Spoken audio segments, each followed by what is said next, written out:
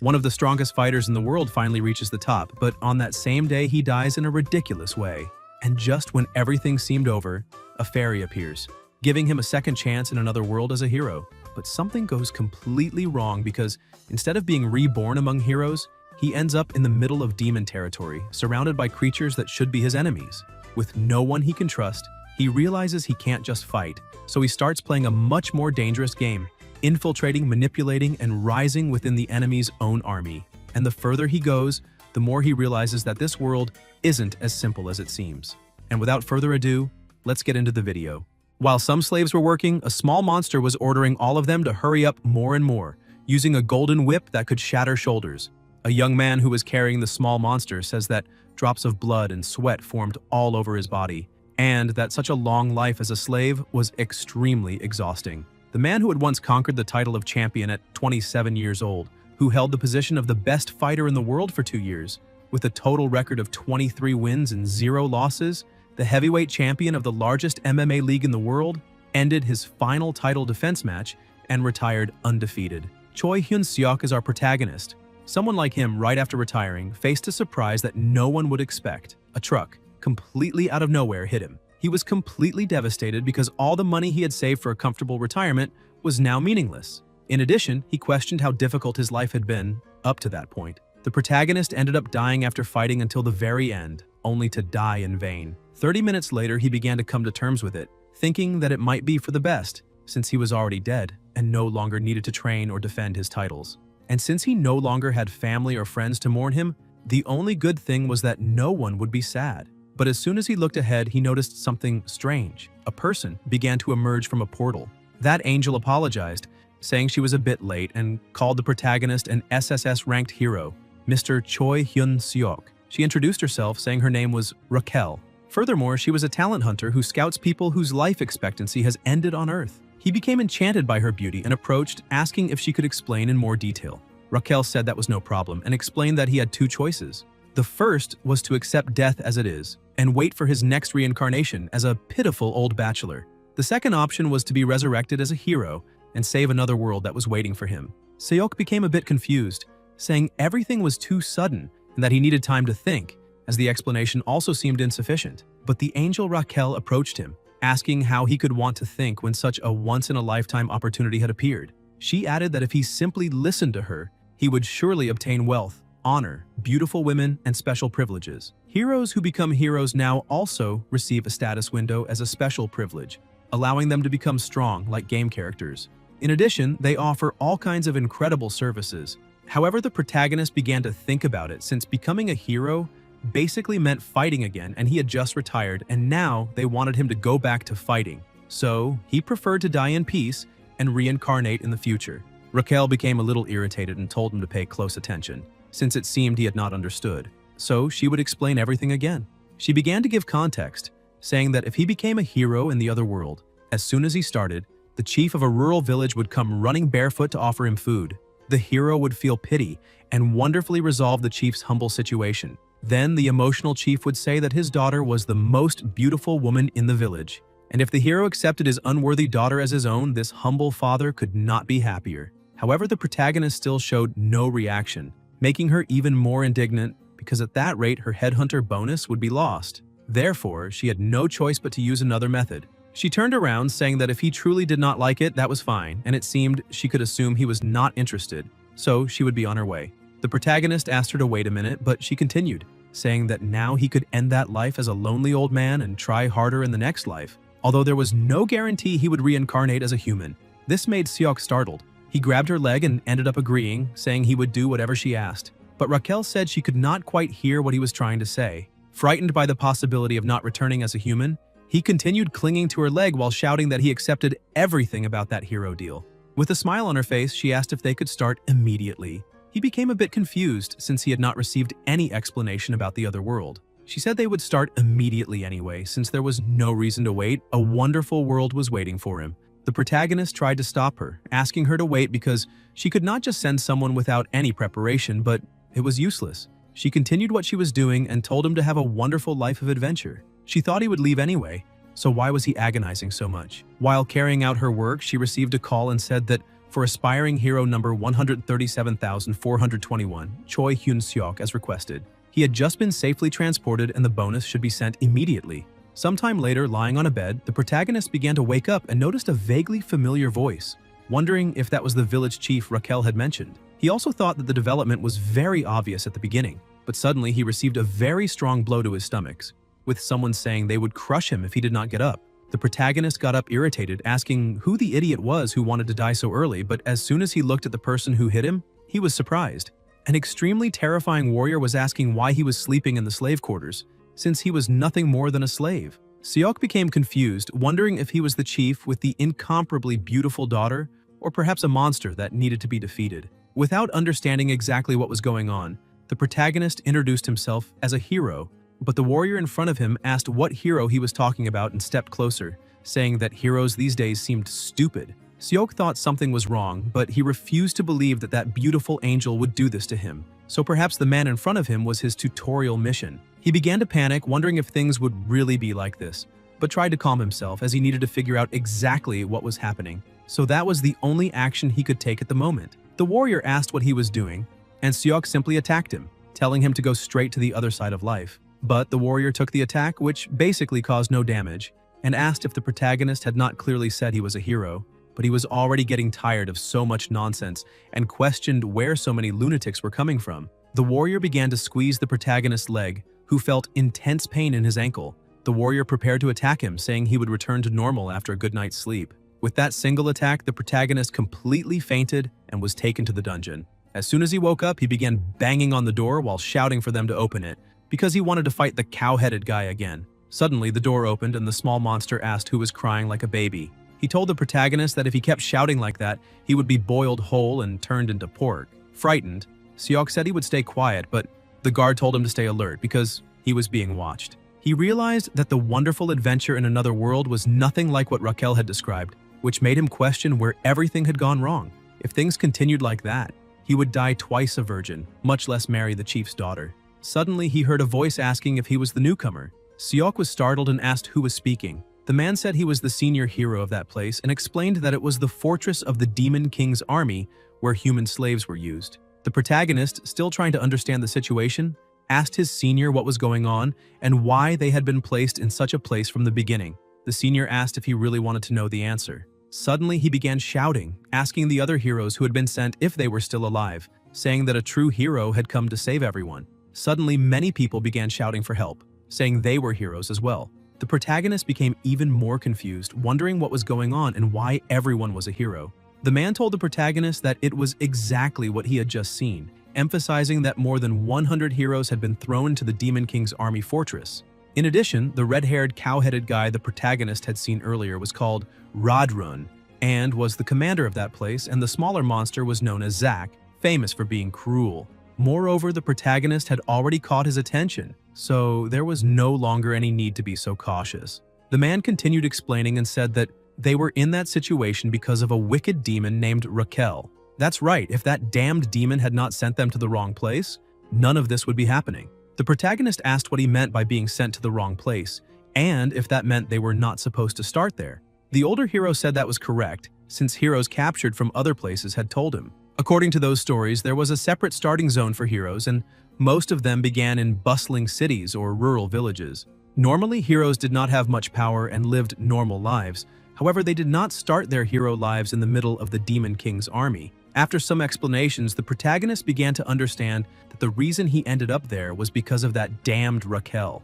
In the third corps of the Demon King's army, in the second slave unit, several people were working while the protagonist shouted that they were the great Demon King's army and therefore needed to defeat humans and devour them. Zack announced that the work for that day was finished and ordered everyone to return immediately to their cells. The protagonist, who was holding a log, swore to himself that one day he would exterminate all the goblins in that place. Shortly after, he was imprisoned back in his cell and threw himself on the ground completely exhausted. He remarked that the prison was even a bit more comfortable, however. He remembered that that sly angel had mentioned something about hero privileges, and due to everything he had suffered, he had forgotten about it. If he said hero, he would receive a status window and bonuses. Normally, in situations like that, the correct phrase to say was status window appear. Indeed, a window appeared in front of him showing his ranking, strength, agility, stamina, and magic, in addition to possessing the combat instinct skill. Looking at the system screen, he began to question whether those numbers were really his stats, since he did not know what combat instinct or even stamina was. The older hero was surprised to see that his endurance was already 31.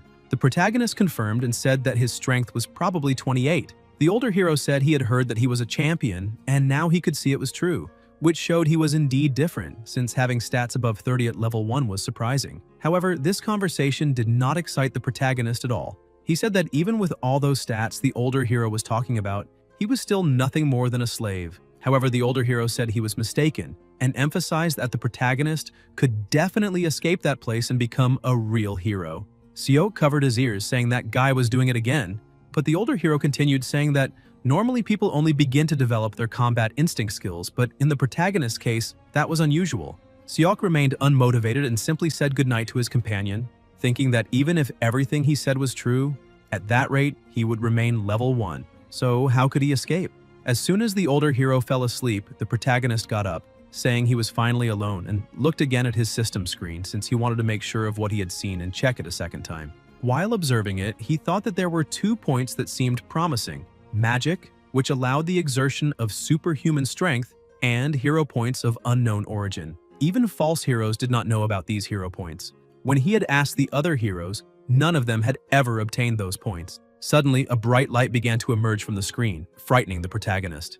Raquel appeared, saying it had been quite a while and asking if he wanted to know more about hero points. She explained that those points were an important resource for the convenience of heroes, and that they could mainly be obtained through missions and usage methods. But the truth was that the protagonist was not interested in that at all. He grabbed Raquel and began squeezing her, saying that the discussion about hero points could wait, since first they needed to start with a good beating. A few minutes later, she was tied up and saying she was sorry because she had not imagined that spilling some coffee while having a snack would break the magic circuit.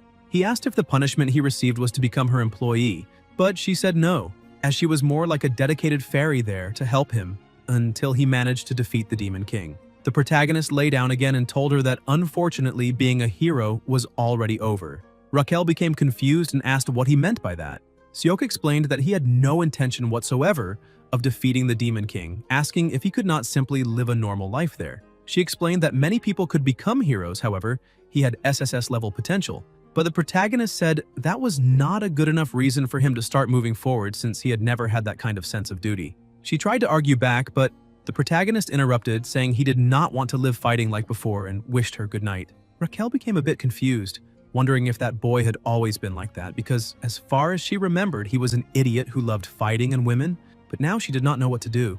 Not long ago, Raquel had been completely irritated, asking her superior if she really wanted her to become the protagonist's dedicated fairy, because even if she had made a mistake, being a dedicated fairy was too much for someone of her seniority. Moreover, the mission she received was not to return until the protagonist had defeated the Demon King. The higher being told Raquel that there was no turning back. A dedicated fairy was like a slave-like existence to a hero, so she must actively cooperate with him and share life and death with the hero. The entity told her to go, as she would be sent directly to the Demon King's army fortress where the protagonist was. She was surprised upon hearing that, but the entity told her not to return until she had fulfilled her duties. She tried to refuse but was simply sent to him. Back in the present, Seok asked if, as a dedicated fairy, she must absolutely obey the hero's words, because if that was true, she should help with the escape plan. Suddenly, he heard someone knocking on the door and quickly grabbed Raquel. Zack opened the cell door and told the protagonist to get up. She said he did not need to do that because she could use invisibility magic. Seok found that a bit suspicious because the roll call had already ended, so why was that short goblin there calling him? Zack explained that Commander Raidrun was calling for the protagonist. A few minutes later, inside the commander's office, Raidrun said he had recently heard that the protagonist had been working very hard. Zack had said all that because he had chosen an excellent mount. Seok was surprised to see that the stinky goblin had given him praise. The commander continued, saying that at first he thought the protagonist was crazy, but it was good to see that he had worked hard, and because of that, he would like to know if Seok was interested in becoming a slave master. The protagonist did not expect that, but the commander continued explaining that nowadays work efficiency had been decreasing a lot. Raquel became alarmed, asking if the protagonist was really thinking about accepting that. Irritated by the situation, she shouted, asking where in the world there was a hero who did heavy labor for the Demon King's army. Both Zack and Raidrun heard this, and asked what he had just said. To avoid a confrontation, the protagonist bowed and thanked them, accepting the job offer, and emphasized that he would do his best to make all humans kneel. Raidrun explained that, contrary to his first impression, he had begun to like the protagonist, and if he continued doing such excellent work, he himself, as commander, would formally request for him to join the Demon King's army. With everything explained, the commander told him to come in, but the protagonist could only cry because his escape route had ended. Sometime later, while all the other humans were working, the protagonist mocked them all, saying that even his grandmother moved faster than that and asking if they would be able to meet the quota for the day. Because of this, the system began giving him some rewards, saying he was ascending through countless people. He thought that was an excellent deal and began shouting in celebration. The people around him began to think he had gone completely insane. His dedicated fairy, still worried about the situation, asked if he had just gone crazy, because if he continued acting like that, something big would happen soon.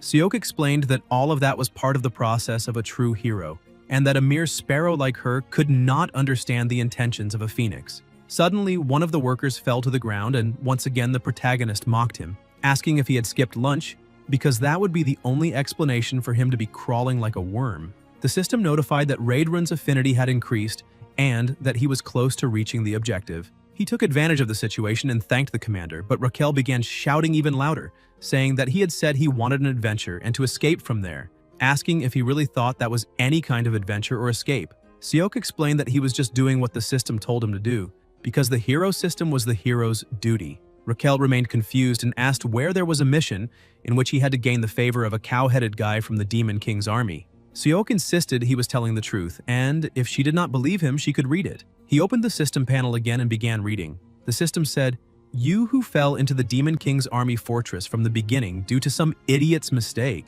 Raquel refused to believe it because the way the system was speaking was also strange, since it was supposed to use only formal language. Seok asked what she would do if it were true, since he was an SSS-ranked hero, so the system could also be different, but she still refused to believe it. The previous night, the dedicated fairy had asked again if he had gone crazy and questioned whether he would not freeze like that. Nearly losing his patience, the protagonist grabbed her again and began squeezing her, saying he was not crazy and his mind was not breaking either. He did not feel cold because of practical training. In the middle of this, the system appeared with heroic text, saying that from the beginning, due to some idiot's mistake, he had fallen into the Demon King's army fortress. It could be as depressing as not having toilet paper in the bathroom, but he did not need to despair. Fortunately, an opportunity had arrived. He needed to gain the favor of Raidrun, an executive of the Demon King's army, to become a true hero. He needed to use his enemies. If he succeeded, the reward was 100 hero points. When he read all that, he was surprised, but decided to follow the mission.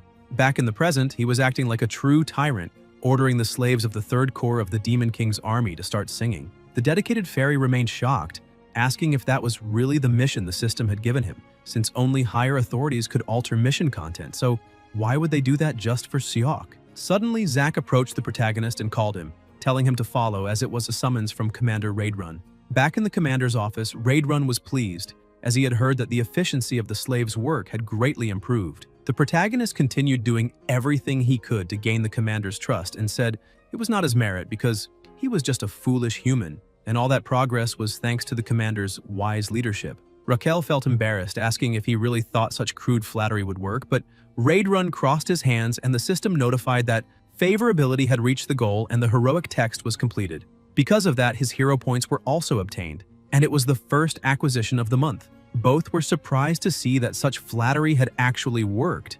In any case, the protagonist thought it was best to leave it as it was, since gaining favor was already complete, and now it was time to move on to the next step of the plan. He changed the subject with exemplary politeness and told the commander that if it was alright, he would like to train the slaves. Raidrun asked why he wanted to do that. The protagonist asked him to imagine and began explaining that elite worker slaves could move in perfect order. Labor specialists who, without laziness, could do the work of several in just 3. If they achieved that evolution, they could complete the expansion of the fortress in 1 week. Even thinking the idea was good, the commander found it a bit bold, since combining hard labor with intense training with weak human endurance might not work well. The protagonist said that was what an ordinary commander would say, but once again praised Raidrun for being so admirable. Touched by the request and the praise, Raidrun allowed it. Raquel was almost falling into despair, saying that unfortunately the hero had gone completely insane. Not only had he become an agent of the Demon King's army, but Now he would also force the slaves to train to increase the army's work efficiency, and that made her so sad she could not live anymore. Seok told her to be quiet as she was giving him a headache and asked her to listen carefully because he had a plan. However, the fairy refused to listen, asking if he was planning to manipulate her again with his fluent speech. Seok asked if she really thought he was an idiot and explained that he was planning to start a rebellion using the slaves. Raquel stood up and asked what a rebellion was. The protagonist explained that there were 3,000 human slaves in the fortress, while there were about 500 soldiers from the Demon King's army. In addition, not far from the fortress, he heard that there is an allied human forces command post nearby. That is exactly why the Demon King's army is trying to speed up the expansion of its fortress. And when the rebellion happens, they will take advantage of the chaos and request support from the allied forces. Raquel is so impressed that she asks whether he was not just an ignorant man who only knew muscles and fighting, because after that explanation, she was moved. In addition, the protagonist says that now all that remains are the hero points he received from the mission. The fairy is impressed, asking if he really received them, and if that mission was not fake. Seok points out that he had already said the mission was real, and that after receiving the reward, a hero shop also appeared.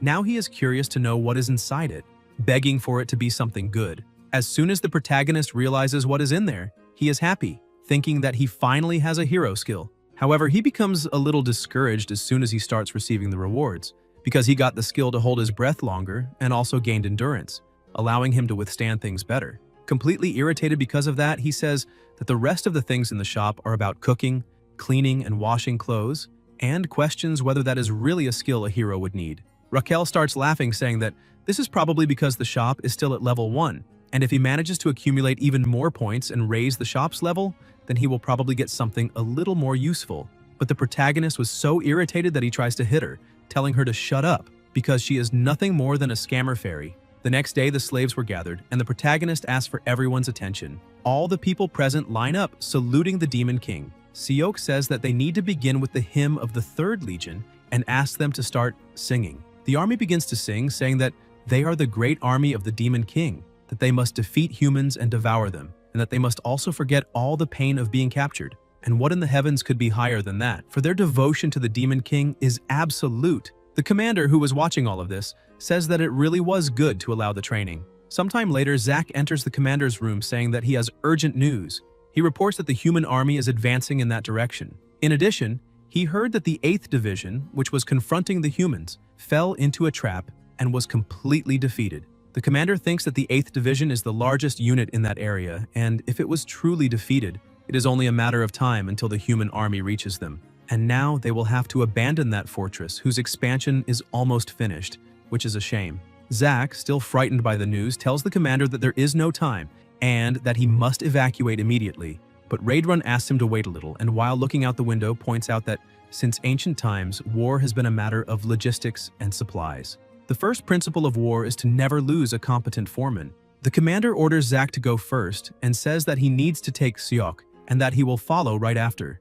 Outside, the protagonist was trying to stall, asking everyone if they could not run in sync. But the truth is that because of the vigilance of the cow-headed guy, that day's combat training was ruined. In addition, his stats had gone up a little, but were still far from enough to allow him to win. He questions whether there is not some kind of satisfying growth event. Raidrun drops beside him, and the protagonist is startled. Raidrun looks directly into Seok's eyes and says there is no time, they need to leave together. Confused, the protagonist asks where they are going. Meanwhile, the human army was advancing under the leadership of its commander and easily defeating the goblins. The human commander spots that tall figure and says that he is the Red Nightmare called Raidrun. The human commander tells the regular soldiers to retreat because the knights will deal with the Red Nightmare. Seok looks at that situation and questions why the human army is there, but decides to let that go, because maybe this is his chance to betray the Demon King's army and return to human society, which means that this is the perfect opportunity for his plan. One of the knights charges at the Red Nightmare, saying that now he will be eliminated. However, he is defeated in a matter of seconds. Raidrun activates his fighting technique and, with just one blow, destroys all the ground around him, preventing the human army's movement. The commander looks at the protagonist and calls him by name, asking if he is all right. Seok realizes that the commander's strength is something terrifying and salutes, saying that he will leave immediately. However, all the Red Nightmare did was open a gap so they could escape. In a short time, the entire fortress that was being built was taken by the human army. The human soldiers begin separating the prisoners, and one of the soldiers approaches the older hero, asking if all of them are heroes. The veteran says yes. The soldier tells them to go to the other side and explains that in Droshan, they separate heroes from ordinary prisoners. The veteran gives thanks because at last they are being treated like heroes. Suddenly, another person arrives and welcomes the heroes, introducing himself as Olivin Grimir, Duke of the Drossen Empire and commander of the Allied forces. Another soldier reports to the commander, saying that the transfer of the prisoners has been completed. Grimir smiles and says that they did good work. The soldier points out that all those who call themselves heroes were also gathered. The Duke says that now it is time to begin. He orders all the soldiers to take their positions. The soldiers draw their swords and point them at the heroes, saying that before their eyes, the destruction of the heroes will begin. In a place a little farther away, in the middle of the forest, the protagonist was almost falling into despair, saying goodbye to the other world, goodbye to his adventure, and even to his second life. He thinks that he needs to take down anyone who comes so that he will have no pursuers. His dedicated fairy tells him to get over it and explains that this is a great opportunity because she herself will go straight to headquarters to properly assess the situation of the Demon King's army. But Seok tells her to shut up again because she's nothing but a fraud. Raidrun wakes up and says that he ended up sleeping a little, then asks what the protagonist just said. Frightened, he tries to smooth the situation over, saying that it is nothing, because it is an honor to accompany the commander on a journey. Raidrun becomes happy again, and says that he is truly very pleased with the high expectations the protagonist has. He points out that if the protagonist continues his excellent work at the headquarters of the 3rd Legion, where they will arrive soon, he will be rewarded. In addition, as soon as they arrive at headquarters, he will formally enlist the protagonist in the Demon King's army. Seok becomes even more worried, saying that it is an honor. By dusk, they finally arrive at their destination. The Red Nightmare tells the protagonist to follow him because they will have an audience with the commander. Seok continues acting politely, saying that it is an honor to meet the esteemed commander so quickly. Raidrun says that this is very honorable, however he would like to give a piece of advice and asks the protagonist to be very careful with his manners in front of this commander, unless he wants to lose his life. Seok becomes worried, however he had always heard a saying that even in a tiger's den you'll survive if you stay sharp. They finally reach the commander's office and Raidrun introduces himself. The commander tells them to come in, but the protagonist realizes that the voice is a woman's and questions whether the commander is really a lady. As soon as they enter, the commander is sitting in her chair and asks who that is, because Raidrun became even stronger since the last time they saw each other. Seok becomes embarrassed, wondering what he should do at that moment, and decides to just give thanks for the kind words. Raidrun apologizes for not having been able to protect the fortress. Hemis tells him to stay calm because that was clearly the fault of the commander of the 8th Division. Irritated, she says that she should have skinned that useless fool long ago and turned him into a bag of bones. Just by the pressure of her anger being released, the protagonist begins to feel that the air has become heavier, affecting even his breathing. He realizes that that pressure is on a completely different level from anyone he has ever met. Hemis says it is better to leave that conversation aside and asks who that human with Raidrun is. The Red Nightmare introduces the protagonist, saying that he is the talent he had reported earlier and that this time he is there to formally enlist in the Demon King's army. She approaches him, saying that Seok is very cute and that a talent personally chosen by the Red Nightmare means she can expect great things. The protagonist, without knowing exactly what to do, simply agrees, saying that he can do anything. Hemis continues analyzing the protagonist's situation and says that with the body he currently has, even if he joins the Demon King's army, he will be devoured soon. Raidrun agrees with her, saying that this is inevitable. However, he points out that it is not as if a human has never joined the Demon King's army, so if he is given permission, he himself will train the protagonist. Hemis says that Raidrun should not waste time on a mere human. Suddenly, her head opens up, and a huge mouth appears, leaving the protagonist completely terrified. She pulls an animal out of her own body, saying that from then on, the protagonist will be assigned as the caretaker of her pet. She says that the animal's name is Bobo and asks whether he is not incredibly cute. But the protagonist thinks that that cannot be a dog, much less a pet. It looks more like a demon born in hell. Raidrun points out that even though it is only a puppy, he can feel its strong power, which shows that it is an animal of a noble race. She agrees and asks whether the Red Nightmare also agrees with that, but notices that Seok had a strange reaction and asks if he does not like the animal. The protagonist salutes, saying that he is an aspiring recruit to the Demon King's army, and that it is an honor for him, a mere human, to serve Bobo. She becomes a little calmer, saying that this is exactly how he should react. As soon as she releases Bobo, he goes straight for the protagonist and bites his head. She explains that her pet is in a growth spurt, so He should be careful not to let him go hungry because he becomes sensitive. In addition, it is bothersome to replace the caretaker after he has been eaten. Seok says that he understands the explanation and will keep it in mind. Sometime later in Bobo's house, Raquel could not believe that while all of this was happening, a new hero mission had appeared right in the middle of the Demon King's army. He asks her to speak more quietly because if she keeps shouting, she will end up waking Bobo. The system says that now he has become Bobo's caretaker, but he is probably wondering why he needs to do something like that, and even if it seems grim, he needs to endure it because they say it is better to put up with it, even when it comes to dogs. In addition, he needs to gain Bobo's favor in order to survive and escape someday. The protagonist thinks that this time, a mission with an impressive reward appeared, and the content is still strange. The system not only offered him the cow-headed guy, but now he has to gain the favor of the Legion Commander's pet dog. While he was thinking about that, someone knocks on the door and another goblin appears. Frightened, the protagonist shows submission, saying that it is a pleasure to meet him and introduces himself. However, what really draws attention is that a goblin is being treated as a caretaker, which shows that he is seen as an even more valuable delicacy. He asks where the other caretakers are, but the goblin says there are no others, and that all of them were eliminated. Therefore, from that day onward, the two of them will take turns preparing Bobo's meals. The protagonist asks if that is all, and the goblin says yes, and that if he understands, he can go to the kitchen immediately. But suddenly Bobo appears behind the goblin and licks him. The little green dwarf runs in fear since he did not know Bobo was awake and says that the protagonist is a special human meal and very fresh. Seok asks what that idiot dwarf is thinking, but the goblin only tells him to keep quiet because, in any case, one of them is going to lose their life there. Seok says that if that is the case, then let the other one's mother cry in his place and throws the goblin. Bobo is delighted by that and devours the goblin in seconds. The dedicated fairy was running, trying to escape from Bobo, and screams that no matter what happens, this has already gone too far. While she was begging for help, the protagonist was carefully looking at the system. He finds an option written as extra large bone in the hero points section. He thinks that might be exactly what he needs. He buys it from the system, calls Bobo, and asks whether he wants to eat that. As soon as he gets the dog's attention, he throws the bone upward, telling him to catch it. Bobo jumps and manages to catch the bone in midair. Raquel, exhausted, says that he managed to find a very good item, but he could have done it a little faster. The protagonist says that this is all thanks to his genius, which does not overlook even the smallest things, and at this rate, that mission will also be completed without problems. But while he was talking, Bobo almost tears a piece off him, and the dedicated fairy asks whether he really will not have trouble completing the mission, because apparently the bone was not enough. Frightened, Seok says that apparently he needs to find some fresh meat, but the fairy tells him not to do anything stupid. Under pressure, facing the fierce gaze of his pet, he starts thinking of something so he will not be devoured, and the magic word that can calm an angry dog is walkies. As soon as he says that word, Bobo, who had been enraged, stares at him and simply hugs him. As soon as he manages to calm the fierce dog, they begin to run while he asks where the kitchen is. Raquel also keeps looking but cannot find the smell of food anywhere. She suggests asking a goblin who is walking by.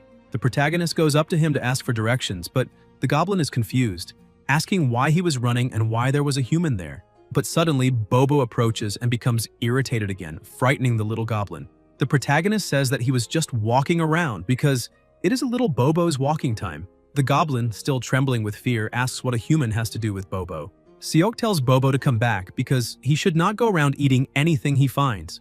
The dog ends up obeying, and the protagonist explains the situation, saying that from that day on, he is serving as Bobo's caretaker. Therefore, he would like to know where the kitchen is. But the goblin was so frightened that he starts running, telling the protagonist to follow the path to the left. Seok and Raquel start laughing. The protagonist asks why that guy is such a coward and wonders if he is really part of the Demon King's army too. However, he says that now that they managed to get meat from the kitchen, maybe this is the end. She agrees, saying that the plan worked very well. The fairy says that in fact the situation is very funny, but asks whether he is planning to spend the rest of his life cleaning up after a dog. The protagonist asks what kind of talk that is, because his destiny is to meet and marry a lady with golden hair. But as soon as he looks down, he realizes that Bobo is no longer there. Desperately, they start running all over the place trying to find where the dog went. The protagonist remains desperate, thinking that that dog causes trouble the moment he takes his eyes off him. The fairy spots him and asks the protagonist to look. Seok tries to calm the dog, asking him to sit because he had been worried about his disappearance. But Bobo comes back with some blood in his mouth. Suddenly, a huge commotion begins inside, saying that Commander Regis was eliminated and that a search to find the one responsible has begun. The fairy approaches and says that the one responsible was probably Bobo. They begin to run from the goblins, and the fairy asks the hero whether they're going to die like that, but he tells her to be quiet if she is going to say things that bring bad luck. While running, he ends up entering a dead end, and other goblins appear saying that the human who eliminated the commander is there. The protagonist tries to calm them down, but the goblins were already dividing up who would get which part. Another says that if the commander has not been fully digested yet, then they can take turns, and they comment on what kind of taste he might have. Seok focuses and thinks that he needs to stop acting that way because a real man needs to stand his ground. He looks at the group of goblins and shouts, saying that that guy is brilliant, and asks how they dare confuse the glorious being beside him with some appendage. One of the goblins asks whether that is not just a monster, but Seok explains that that dog is Bobo. However, the goblins do not believe him, asking whether that monster is what Commander Hemis raised, because he is too peaceful and clearly that is some kind of human trick, and if it is true, he needs to prove it. The protagonist puts the dog on the ground, saying that if they do not believe he is Bobo, then that is a shame. One of the goblins asks whether he is planning to run, but the protagonist only says that demon mode is activated. Bobo's eyes begin to shine and drool runs from his mouth, and he lunges at the goblins, eliminating them with ease. As soon as the goblin leader is eliminated, the protagonist asks whether there is still any demon who doubts Bobo's existence. All of them bow, asking forgiveness for not recognizing Bobo. The system says that he demonstrated overwhelming charisma and congratulates him, increasing his skill. He is surprised to see that this also counts as an achievement. While he was boasting in front of the goblins, the commander approaches from behind because she was confused by so much noise there, but apparently the new recruit is causing a great commotion. Sometime later, inside her office, the commander asks if he managed to survive by using her and her pet as an excuse. Seok lowers his head and says that he made a very serious mistake. But Hemis asks why he is so sad, because what he just said was a compliment. She touches his face, saying that she thinks he's very human, and unlike those simpletons, he is very intelligent, and that is good. And above all, she emphasizes that the protagonist is not an ordinary human because he has a lot of courage. She points out that the demonic army tries to solve everything with brute force, and because of that, she has far more than just headaches. The protagonist asks what she's talking about, but the commander points out that he will soon find out, then changes the subject by asking whether he wants to become an executive. Seok cannot understand how he received a proposal to become an executive with his current abilities. She points out that indeed, that is basically impossible right now. However, she cannot let him continue using her name and Bobo's name. The demonic army has a way of removing opponents from their position, so she will officially protect him for 1 month, and after that, he will have a decisive battle with someone she chooses and must win. That way, every time he wins, she will extend his protection within the 3rd Legion for 1 month. She says that he must climb the hierarchy little by little like that, and when he becomes a battalion commander or something of that kind, he will become a little more useful. In a trembling voice, he asks what happens if he loses the battle. She says that in that case, he will not be allowed a peaceful death, because he will have to be eliminated during the duel. Sometime later, while walking, he explains that he accepted because it seemed that the commander would eliminate him if he refused. In addition, he cannot believe that she was able to choose an opponent for the duel at that moment. It is easier said than done. Raquel sighs, saying that apparently she will be separated from the hero after 1 month. Seok looks at her and asks whether it is already confirmed that they will be separated, because she had said that his potential was SSS class.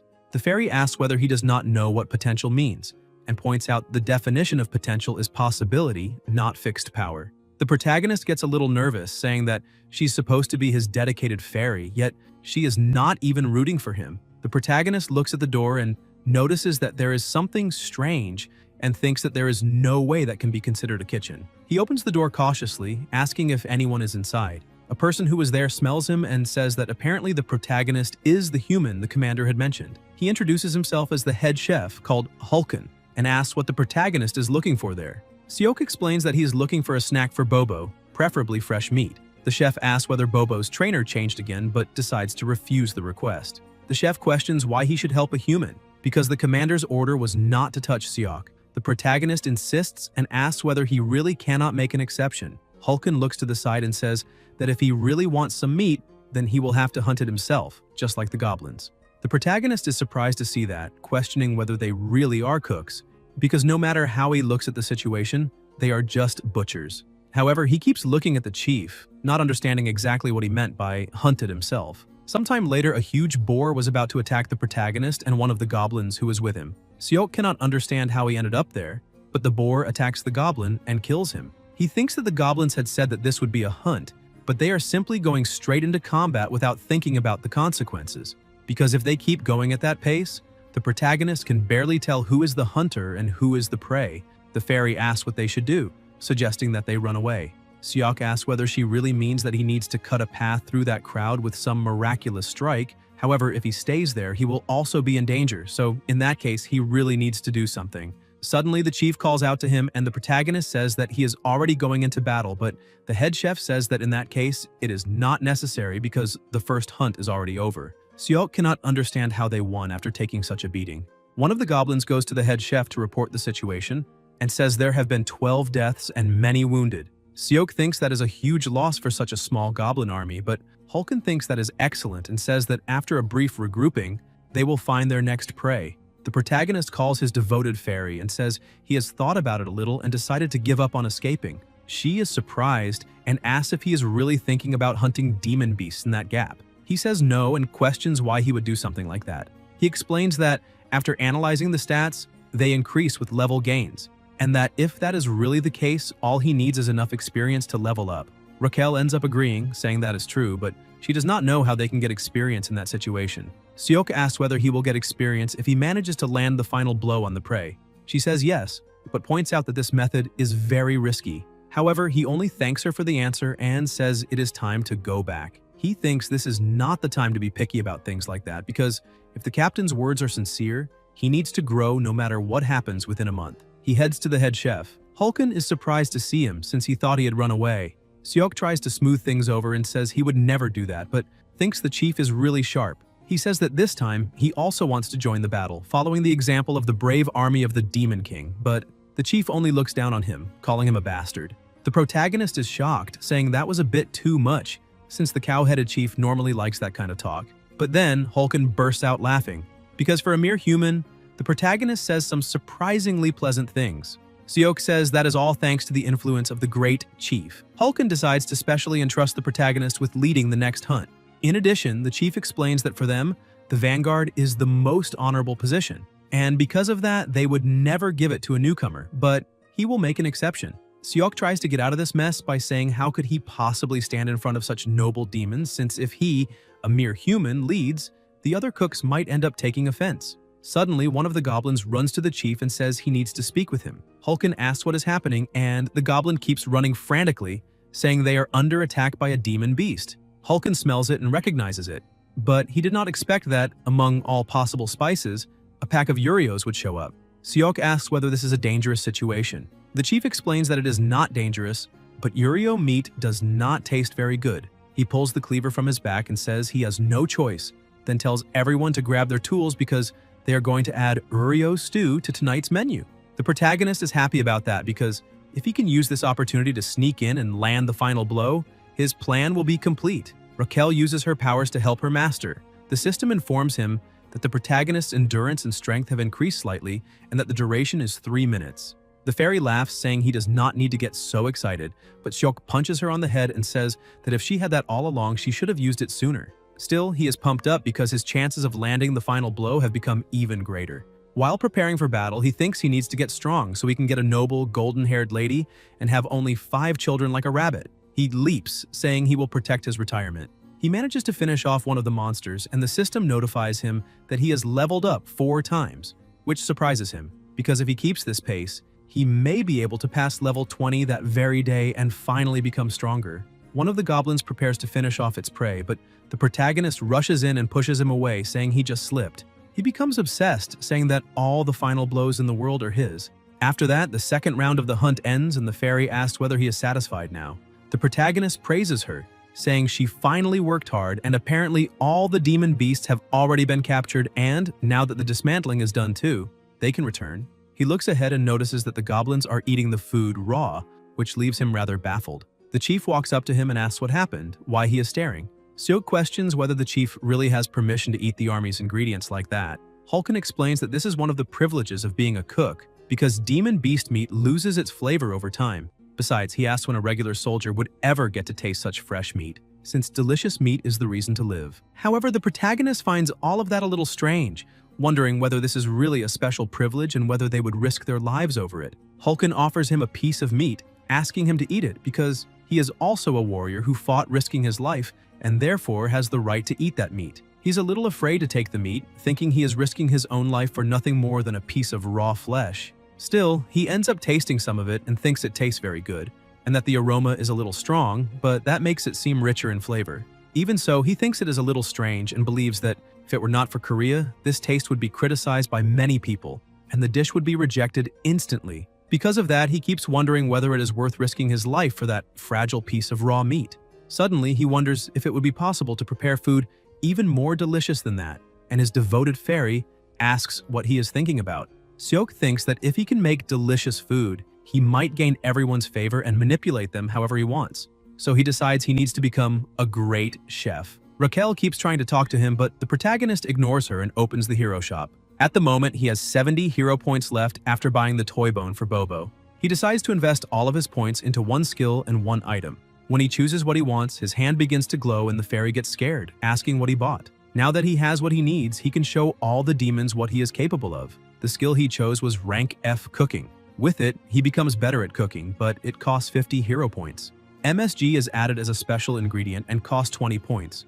The protagonist says that is the pinnacle of Korean cuisine. Raquel cannot believe he really spent 20 points just to buy a seasoning and asks whether he still has any points left. The protagonist calls her a little bird and asks whether she really cannot understand the meaning of the phoenix.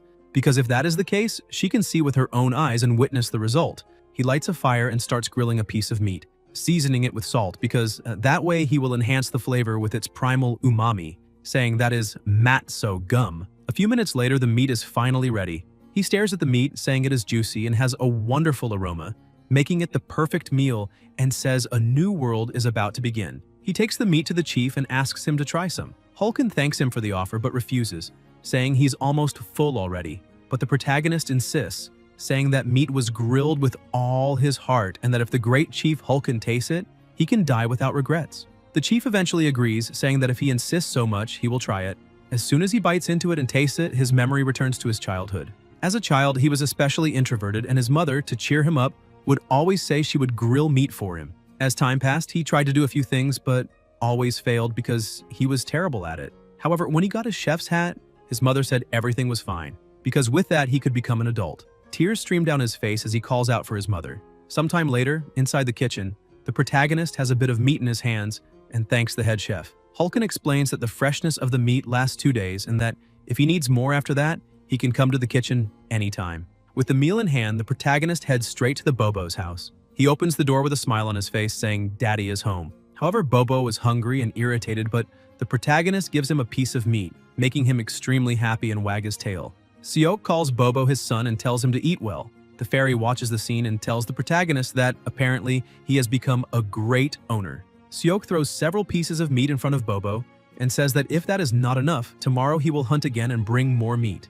Bobo becomes so happy that the system identifies that his affection has increased and the affection goal has been reached. With that, he gains 200 points. The protagonist is happy, thinking this was expected, and that everything is going according to plan, and now it is finally approaching. The fairy asks whether the mission was successful. He says that this is as tough as gukbap and needs to be kept as emergency money. Taking advantage of the situation, he opens his status panel, since he has accumulated quite a few bonus points. Raquel explains that bonus points are used to increase stats and asks whether he still has not used them, because if that is the case, he is losing 20 life points.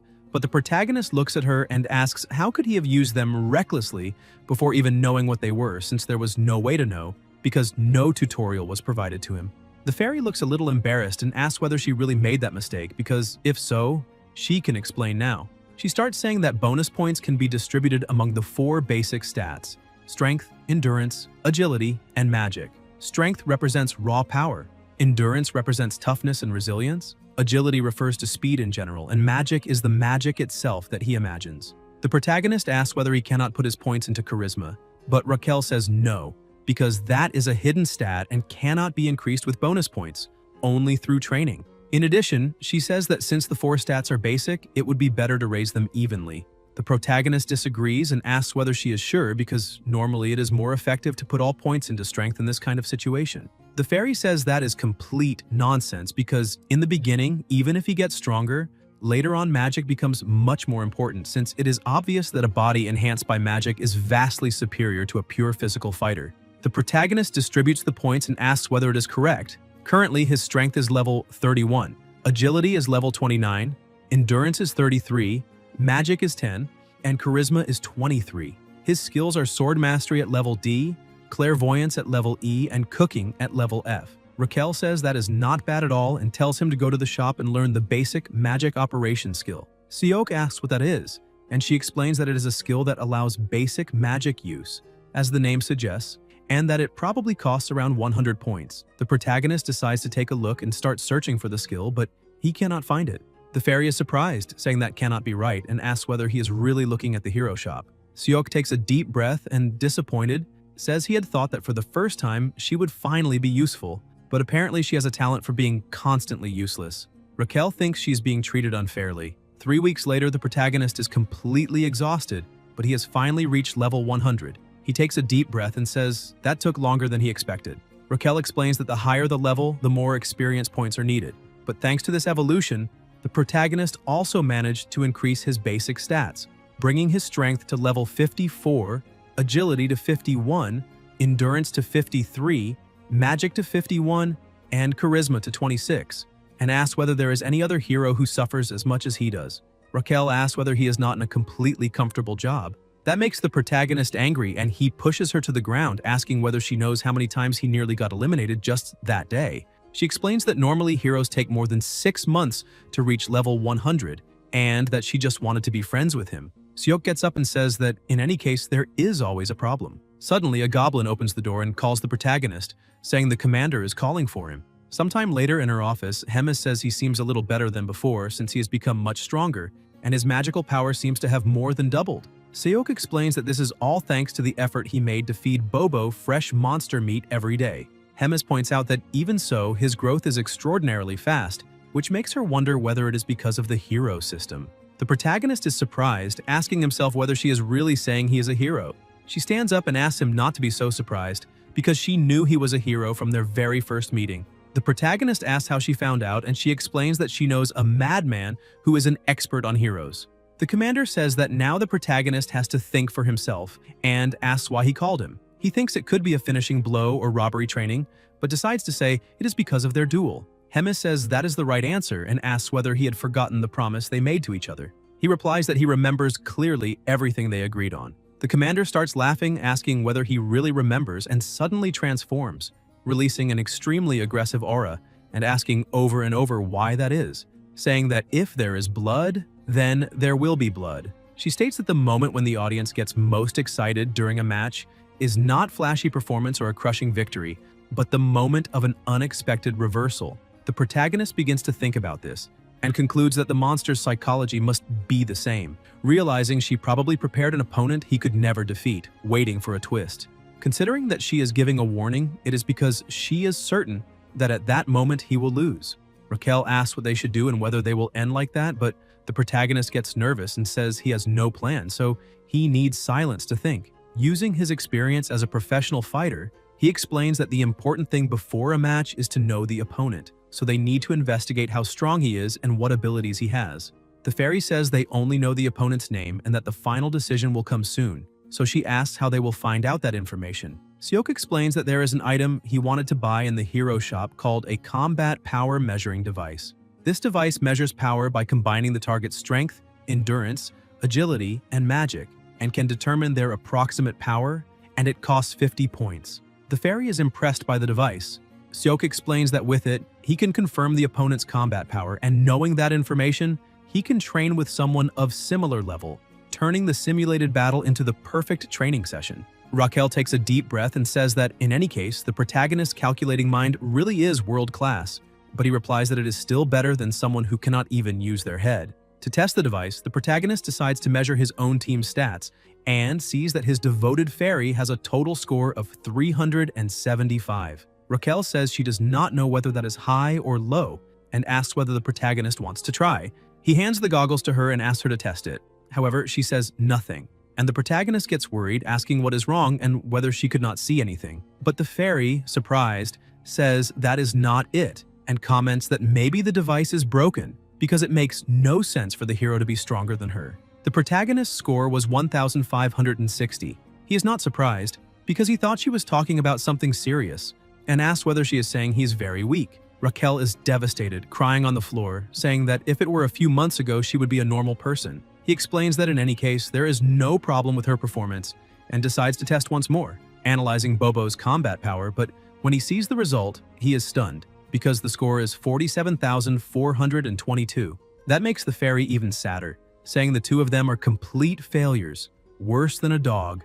To make sure what is strong and weak, the protagonist goes out to check the level of other people. He thinks the weakest is the little goblin, since the rest have levels similar to his.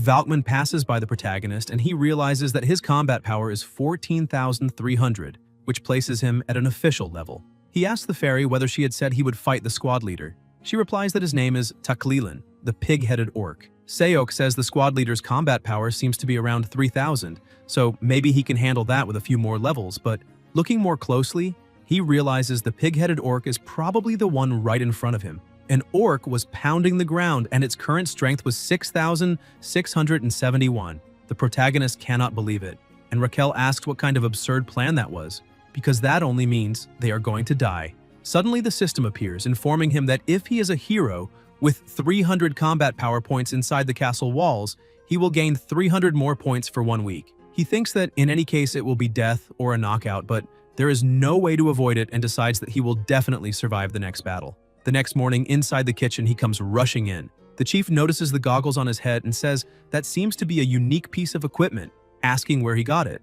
The protagonist explains that he saw another veteran using one and decided to buy one too. The chief asks whether that is what is fashionable among kids these days, but tells him to leave that aside for later because they need to prepare for the hunt. Seok puts on his goggles and sees that the head chef's score is 35,230. He is shocked, asking why it is so high since that should be the combat power of a regular company commander. However, he realizes that the head chef is the strange one, since he has always seemed suspicious, and concludes that the kitchen squad is made up of very strong individuals with 2,000 points or more. The protagonist thinks that perhaps because they are under high-ranking officers, their combat power is much greater than that of regular soldiers, and if that is the case, by fighting someone with power similar to Golbakum, he can reach a level close to theirs. Seok takes advantage of the situation and asks the chief to let him train with one of the cooks. The chief asks whether he is talking about a fight, and the protagonist says yes, because he wants to learn how to help better in battle. Hulken says he is already strong for a human and does not need to be so impatient. Seok replies that it is fine, because if the chief does not like it, he can eat the ghoul meat alone. Hulken stops him from leaving, saying he has been waiting a long time for someone like him, and asks who he wants to fight. A moment later, some goblins are gathered, and one of them asks what is happening, since it is almost time for the hunt. But as soon as they find out the protagonist will fight Golbakum, they get scared, thinking he may die there, and that they do not want to lose the delicious meat he prepares.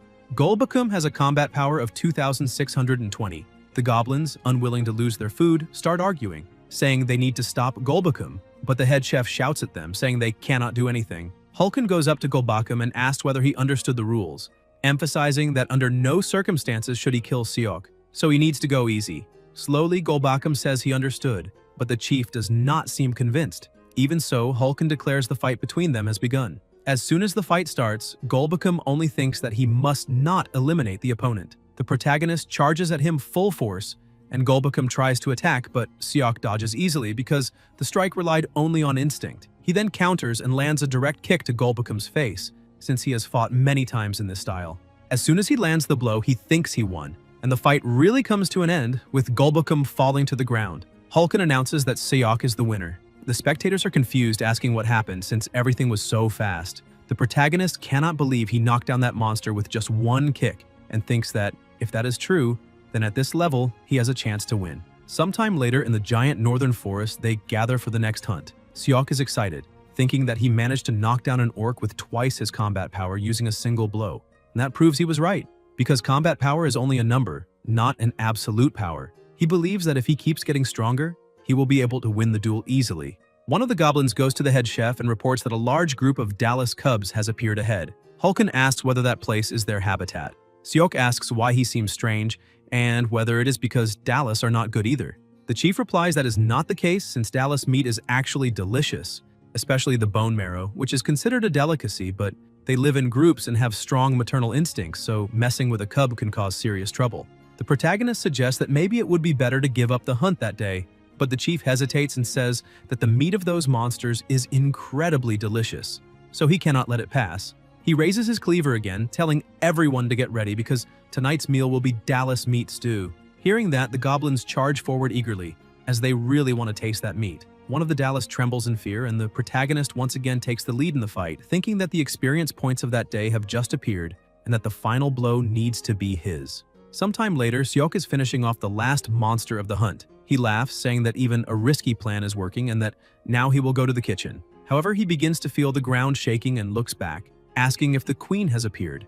A massive monster is there, and the head chef shouts that the Dallas queen has just shown up. The queen looks at the bodies of her kin on the ground and becomes extremely enraged. The protagonist puts on his goggles, wanting to know how strong that creature is to cause so much panic. However, as soon as he tries to check the queen's level, a red warning appears, indicating that measuring combat power is impossible at that moment. The protagonist begins to question whether they were hunting those cubs without any kind of plan. As soon as he realizes what he is about to face, his legs start shaking, and he asks the chief what they should do.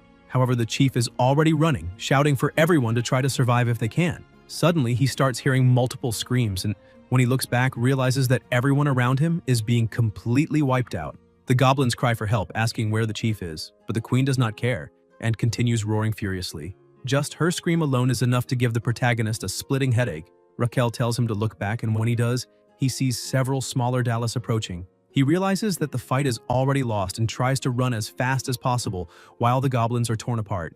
As he runs, he understands that if he stops even for a moment, it will be the end of his life, so he needs to find a way to escape immediately. After running for a while, he finds the entrance to a cave and wonders if something lives there and whether it is safe. Raquel says it is empty inside because she already checked. The protagonist thinks he definitely does not trust her much, but there is no other choice, since at least it will be safer inside than outside. As they walk through the cave, he notices it is very deep and asks the fairy whether it was naturally formed. Raquel says she does not know, but that it is indeed something very large, and that even that spider queen could enter there. Suddenly, he senses the queen's scent and looking to the side sees a slime-like substance on a rock. He approaches and touches it. Raquel cannot believe what he just did, since the head chef said there should not be any colony of those spiders there. Seok thinks that had been bothering him for some time and wonders if that could be spider silk, because if so, he just entered the queen's home, which is not good at all. Suddenly, a spider opens its eyes and prepares to attack while the protagonist tries to retreat. Raquel screams that an adult Dallas has just appeared. Frightened, they start running in the first direction they find. The fairy asks if that is the right way, but the protagonist says he has never been there before, so there is no way to know where they are going. Suddenly, he steps on something slippery and falls to the ground. He realizes he will not have time to escape anymore, so he needs to find something heavy to use as a weapon. He grabs one of the eggs and throws it at the Dallas. The spider catches the egg, and Seok realizes it got distracted trying to protect it. Confused, he asks why the spider is acting that way. Raquel explains that what he threw was heavy, round, wet, and sticky, and looks a lot like a Dallas egg. He looks around and realizes they really are eggs, and that gives him an idea. He grabs another egg and tells the monster that it will not happen again. The spider reacts strangely once more, showing that his strategy is working. He gets ready and throws the egg hard against the wall, and the spider does everything to catch it. The fairy is impressed by the monster's physique and asks what the next step is. Seok says there is no choice, since there is only one option. Sometime later, the fairy provokes the spider, saying that all the eggs have already been broken and that it could do better. Seok asks Raquel to bring another egg, but she says that was the last one. The protagonist is surprised, and the adult Dallas, consumed by rage, charges at them. The fairy panics, saying they are going to die, but Seok tells her to apply the buff immediately. The spider keeps advancing, blinded by fury. The protagonist, now strengthened, thinks that the opponent is already exhausted from trying to protect the eggs and that now he just needs to focus, because victory is possible. The Dallas attacks and he realizes that this is the final moment. He charges straight at the Dallas and his blow causes a massive impact, destroying part of the spider's body. The system starts notifying him that he has leveled up, and even without believing it, the protagonist asks if he really won. Raquel asks if he is okay, but the protagonist is extremely exhausted and tense and says they need to get out of there. Raquel shows him how to use healing magic, and the protagonist is impressed to see that he can use it as well, realizing that investing points in magic was worth it. The fairy points out that it is not very reliable, it is just an approximate test, so he needs to use it carefully. He agrees and says that now they need to make a stew and return quickly. With just that monster, he managed to reach level 108, distributing points into each basic attribute. He is happy about that because now his magic and other abilities are finally balanced. Even though he still does not know how to use them properly, just thinking of them as an investment for the future is already beneficial. Suddenly, the protagonist hears a voice asking if that is Seok. He immediately recognizes the voice. The head chef appears beside him, laughing because he cannot believe a human is still alive. Seok asks the chief why he also ended up there. Hulken explains that he found that cave while running away and decided to enter, which shows that both of them were very lucky. But Seok says that is a Dallas nest. Hulken is surprised and asks if those things on the ground are eggs, and the protagonist confirms, saying that is a Dallas incubator. The chief's eyes shine and he grabs one egg because that is a delicacy that only high-ranking officers could dream of tasting. And now it is right in front of him. The protagonist yells at the chief, telling him to stop that because they need to get out of there immediately. Hulken grabs one of the eggs and says that those who were chasing him have already entered the nest and that, besides, the protagonist would need to be at least a division commander to capture the Dallas Queen. So he intends to enjoy his last meal. While they talk, they begin to hear voices coming from the cave. Some goblins appear, saying even the chief is there. Hulken comments that those are the survivors and that they are lucky to be able to have one last meal. Hearing that, the protagonist starts to panic, wondering if that really will be his last meal. However, he gets irritated and thinks that he will never allow that to happen, since he has not even received a proposal from his future wife yet. Determined, he says that this time he will escape, even if he has to turn the world upside down. Meanwhile, in the commander's office, Raidrun arrives to speak with her. The commander says he is always very rigid and asks if he completed the mission that had been assigned to him. Raidrun replies that he did, and explains that he managed to capture the next Saint Knuckle of the Sacred Empire as she had requested. Hemis is extremely pleased, saying he is truly incredible and that this was expected, since he managed to defeat that fanatic group in just 3 weeks. Raidrun thanks her, saying that is too much praise while she pats his head. Suddenly, someone knocks urgently on the door. She asks what is happening since everything was going very well. A goblin arrives with urgent news and explains that the cook soldiers went out to gather ingredients and suffered an accident. Hemis says that is nothing unusual since it happens every day and asks why he is making such a fuss. The goblin replies that this time the situation is far more serious because the Dallas Queen appeared suddenly. Most of the cook soldiers, including the head chef, are dead or missing. Raidrun and Hemis are shocked by the news. The commander asks about the protagonist and the goblin says he is also missing. Hearing that, Raidrun completely changes his demeanor and asks again if he is really missing. Meanwhile, inside the queen's nest, the goblins argue and wait for death, while the head chef tells them to enjoy it while they are still alive because soon they will meet in Valhalla. Seok hits the chief with a book and Hulken asks what is going on. The protagonist explains that the chief seemed to be under some strange spell, so he tried to wake him up with his secret weapon. It is an encyclopedia of magical beasts, apparently useless but extremely valuable, containing almost all information about their abilities, and it cost 50 points. He reads that spider-type magical beasts live in groups and have particularly tough legs, but to defeat a Dallas, it is necessary to attack its relatively weak body, especially the head. Their body fluid is highly flammable and their eggs are as explosive as bombs. Their saliva is used to produce Dallas extract and is also vulnerable to fire, so the best strategy is to use fire magic from the inside out. Seok asks the head chef if he can use fire magic. The chief says yes, but only to the extent of launching it. However, Hulken tells the protagonist to give up because the skin of those spiders is not weak enough to be pierced by fire magic. Seok says that does not matter because they will not attack the queen directly. The protagonist takes command and tells everyone to pay attention because he has an escape plan. He says they need to stay alive to keep eating delicious food like that, but that is not enough to motivate them. So he raises the stakes and promises that if they escape, he will make unlimited high-class magical beast meat for everyone as a reward. Hearing that, the goblins get excited, and even the head chef stands up and pats the protagonist's shoulder, saying he is doing well because to enjoy delicious food, one must first be alive. Excited, he asks what the plan is. After explaining everything, the protagonist tells them to remember every step exactly because from now on they cannot stop for even a moment. He emphasizes that they must run non-stop until they reach the exit. With everything set, the group moves toward the exit and encounters a swarm ahead. Seok grabs an egg and tells Hulken to set it on fire.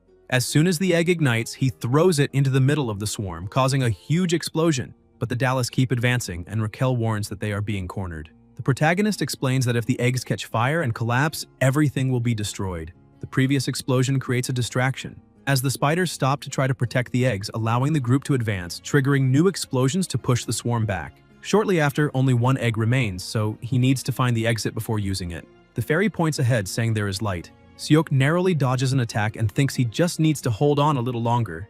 After some time, they manage to shake off the spiders and the protagonist celebrates, saying they will finally escape alive. However, at the exit, the queen is waiting. From deep inside the cave, the screams of the other spiders echo. The protagonist holds the last egg while the queen, completely furious, stares at the group. The head chef comments that the queen has returned and asks if that is the end. The protagonist focuses and realizes that does not mean the end, because the queen did not attack even after seeing them, and the reason is clear. He tears part of his shirt and tells Hulken to set the cloth on fire. With the burning cloth near the egg, he shows it to the queen and says that is one of the last remaining eggs, and if it explodes there, everyone will die because the cave will collapse and destroy all remaining offspring. He orders the queen to back off, otherwise they will all be buried together. However, the queen is consumed by rage and cannot think clearly. He tries to keep convincing her, but she slams the ground and lets out a terrifying roar. Accidentally, the fire falls onto the egg and Raquel panics, asking what to do. Seok throws the egg behind him, saying he does not know either. The egg hits the wall, causing an explosion, and the structure begins to shake. The ground trembles and everyone realizes the cave is collapsing. The protagonist shouts for everyone to run immediately.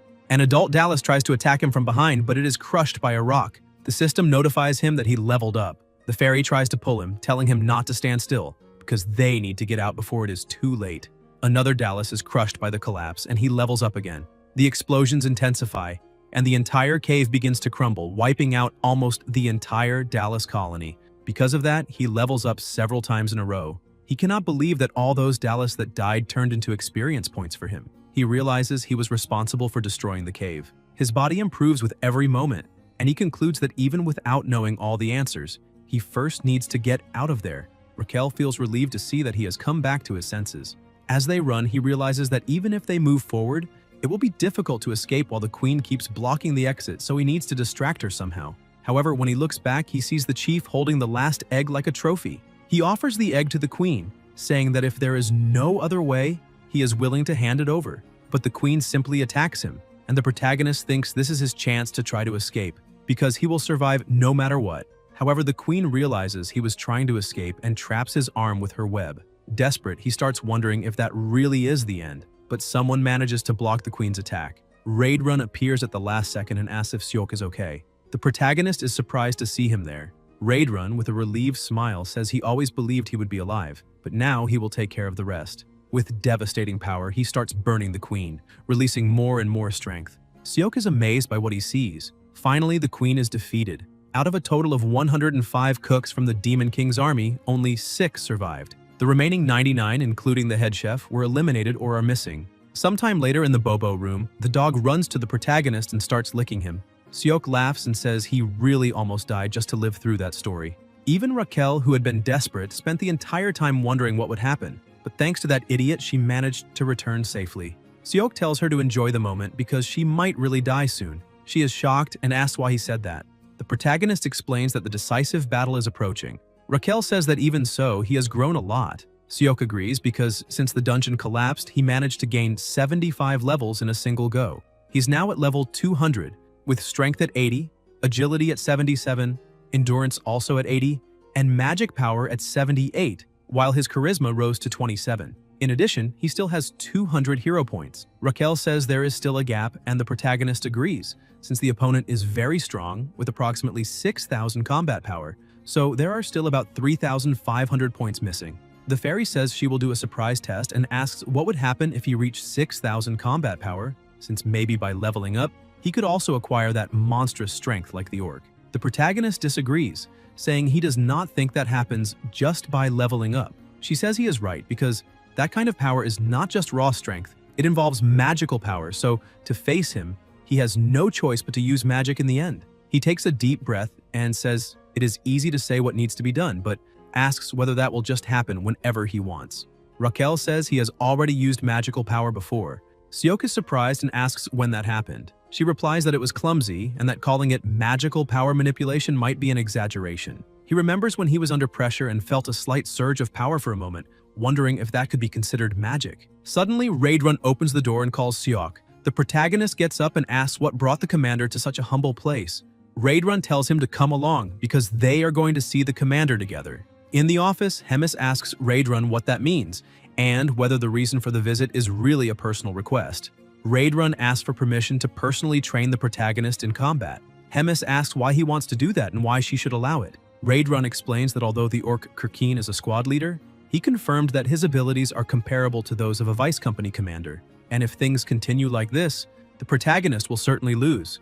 Confidently, Raidrun states that the protagonist has immense potential and that he wants to see his future and help him grow even more. The protagonist is surprised by that statement, but imagines the commander would not allow such a thing. However, Hemis calmly says it is fine, since she is in a good mood and will allow it. She says that if that is all, they can leave, because she needs to deal with another matter. Before leaving, the protagonist comments that Hemis's generosity is immeasurable and that he would like to thank her again. Hemis says he has become twice as strong as before and that it is interesting to see someone grow so fast for the first time. However, the protagonist is surpassing expectations so much that she begins to feel uncomfortable.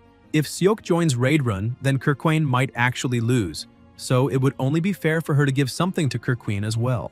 Sometime later, Raidrun takes the protagonist to his personal training ground. The protagonist is surprised to see that he has a massive exclusive field.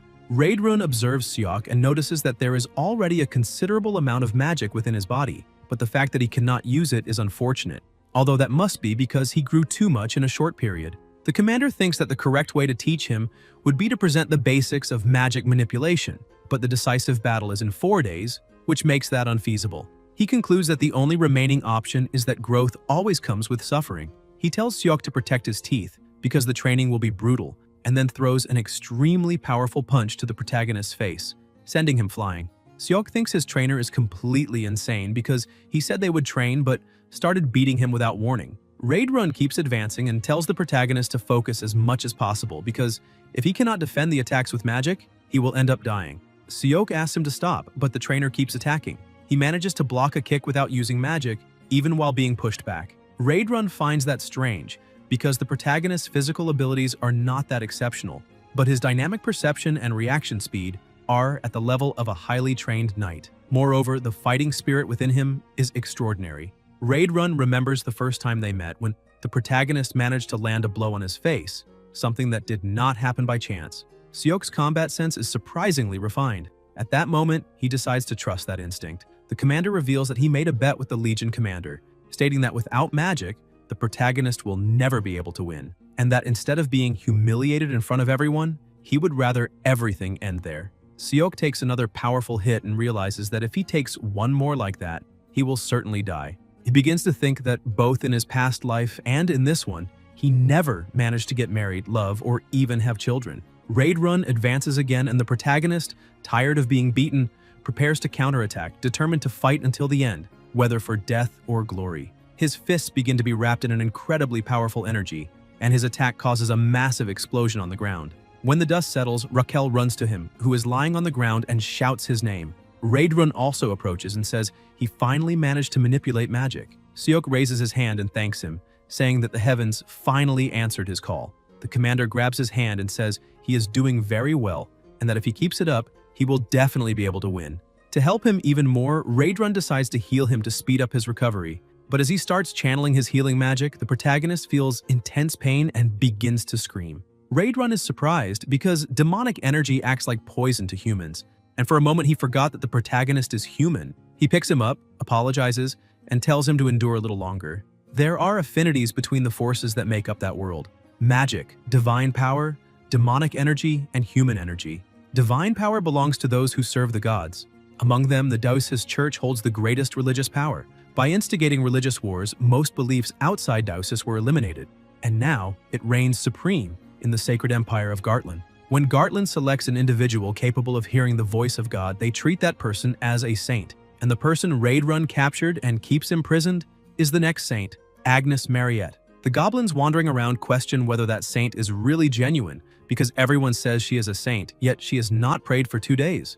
Another goblin states that Commander Raidrun would never make such a mistake. Mariette questions why she should pray, because even if she did it for God, what would be the point? That makes her think that maybe it would be better this way, instead of remaining in such a cult. Raidrun rushes into her room, telling her to get up. Mariette says he is being very rude and asks what he thinks he is doing. Raidrun shows the protagonist in his arms, saying that there is a human who needs healing. Meanwhile, inside his subconscious, the protagonist was thinking that his head hurt a lot and questions what Raidrun did to him. He cannot believe that the last hand he held in his life was that of a man, because if he had known that would happen, he would have at least held Raquel's hand. Still very weak, he manages to open his eyes and see the saint in front of him and asks why there is a silver-haired beauty there. That makes him think that he died again and was dragged into a multi-level marketing scheme right when he thought he was finally getting somewhere, but apparently life is like that. Still hallucinating, he tells the angel that he does not want to be a hero anymore, because he would rather become a great mage at 30 years old,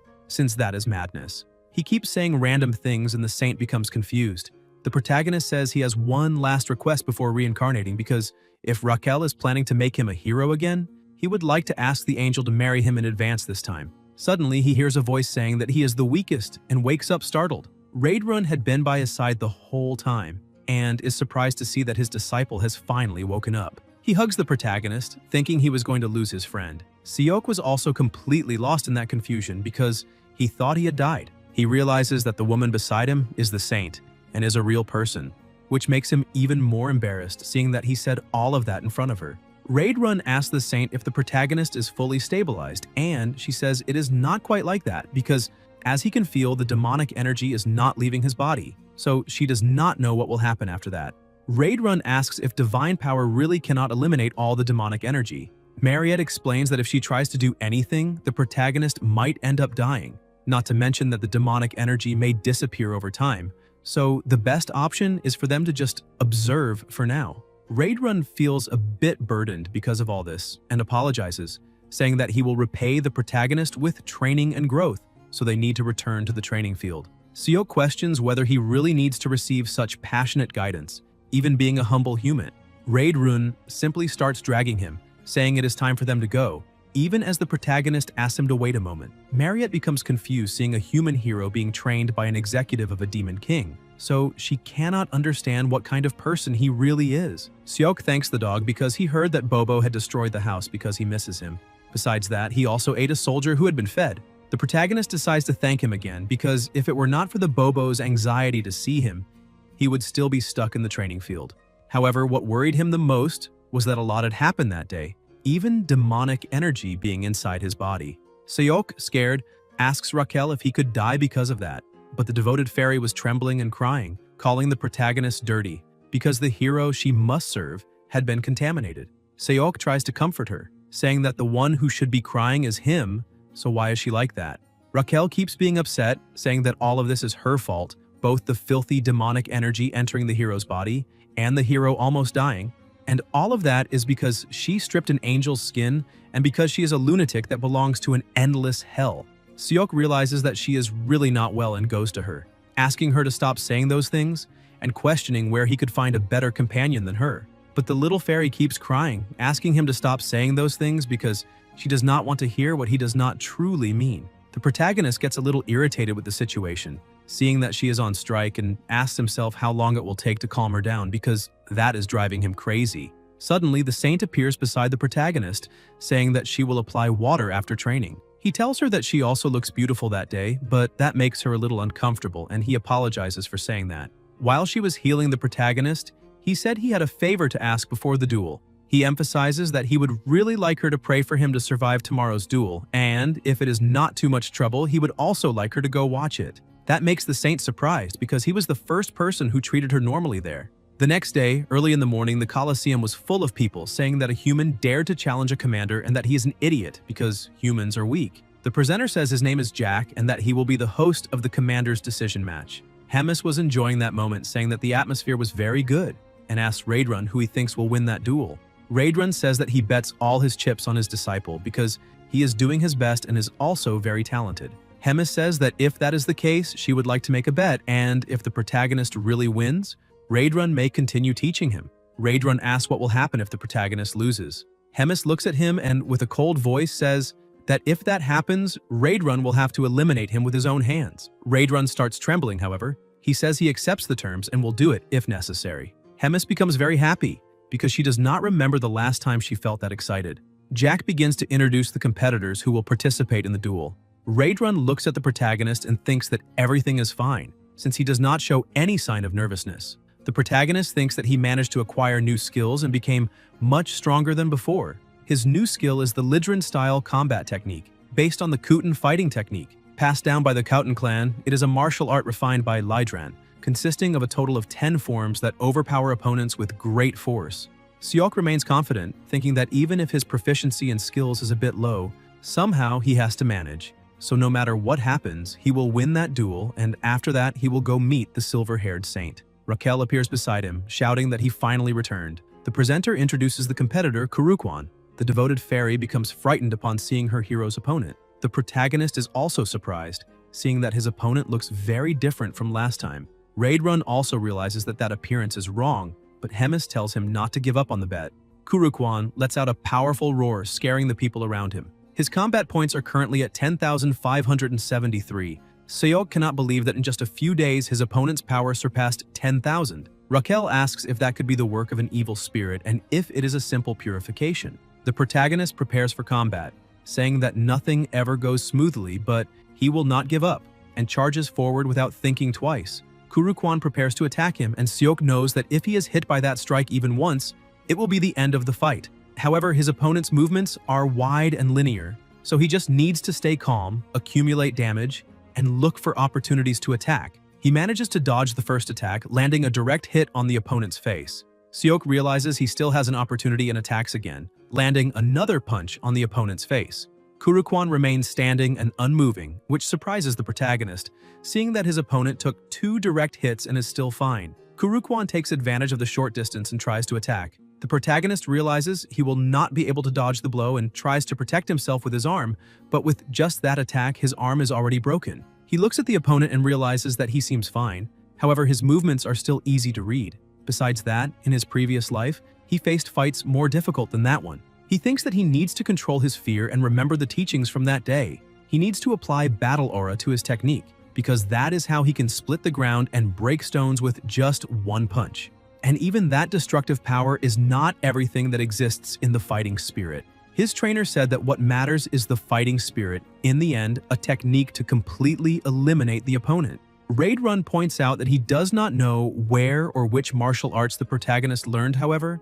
In that state, he would never be able to defeat Kurukwan, since he does not possess killing intent, so his strikes are never strong enough, and an attack without the will to kill the enemy is, in the end, just indifferent. Kurukwan keeps advancing while the protagonist remembers every word of his master. What matters is the opponent in front of his eyes and the mindset of wanting to kill. Seok focuses to the maximum and advances with his superior speed and sharper battle instinct, managing to land a direct blow on his opponent's abdomen, causing a great impact. That is Seok's combat technique. The pressure released by the energy begins to take over the arena. Jack says that amidst the cloud of dust obscuring the arena, he cannot see exactly who won. The saint asks if the protagonist managed to win, but as the dust begins to fade, Kurukwan appears lying on the ground with a hole in his chest. The presenter says that the winner of that decision match might be the protagonist, a weak human. Seok, trembling and basically out of energy, thinks that that cursed skill, if he does that twice, might end up eliminating someone. Raquel runs to him, saying that he really did it and completely shattered that pig's heart. Seok sits down on one of the stones and asks if he really won, but suddenly, Kurukwan's body begins to regenerate. Jack says that this cannot be because competitor Kurukwan achieved a miraculous state. The protagonist cannot believe what he is seeing and asks if that guy is really moving, what in the world a demon commander is, and what kind of trick he is using.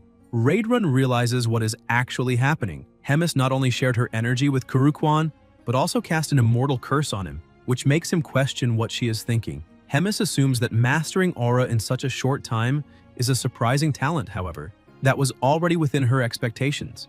Inside the arena, the protagonist asks Raquel if that thing is really alive, and Raquel says that that monster is moving on its own, and that cannot be true because how could a mere human surpass that power? Kurukwan advances again, and Seok thinks that the opponent is using the same move as before and that he can easily dodge. However, when he tries to move, he realizes that his leg does not respond, which makes him get caught by Kurukwan.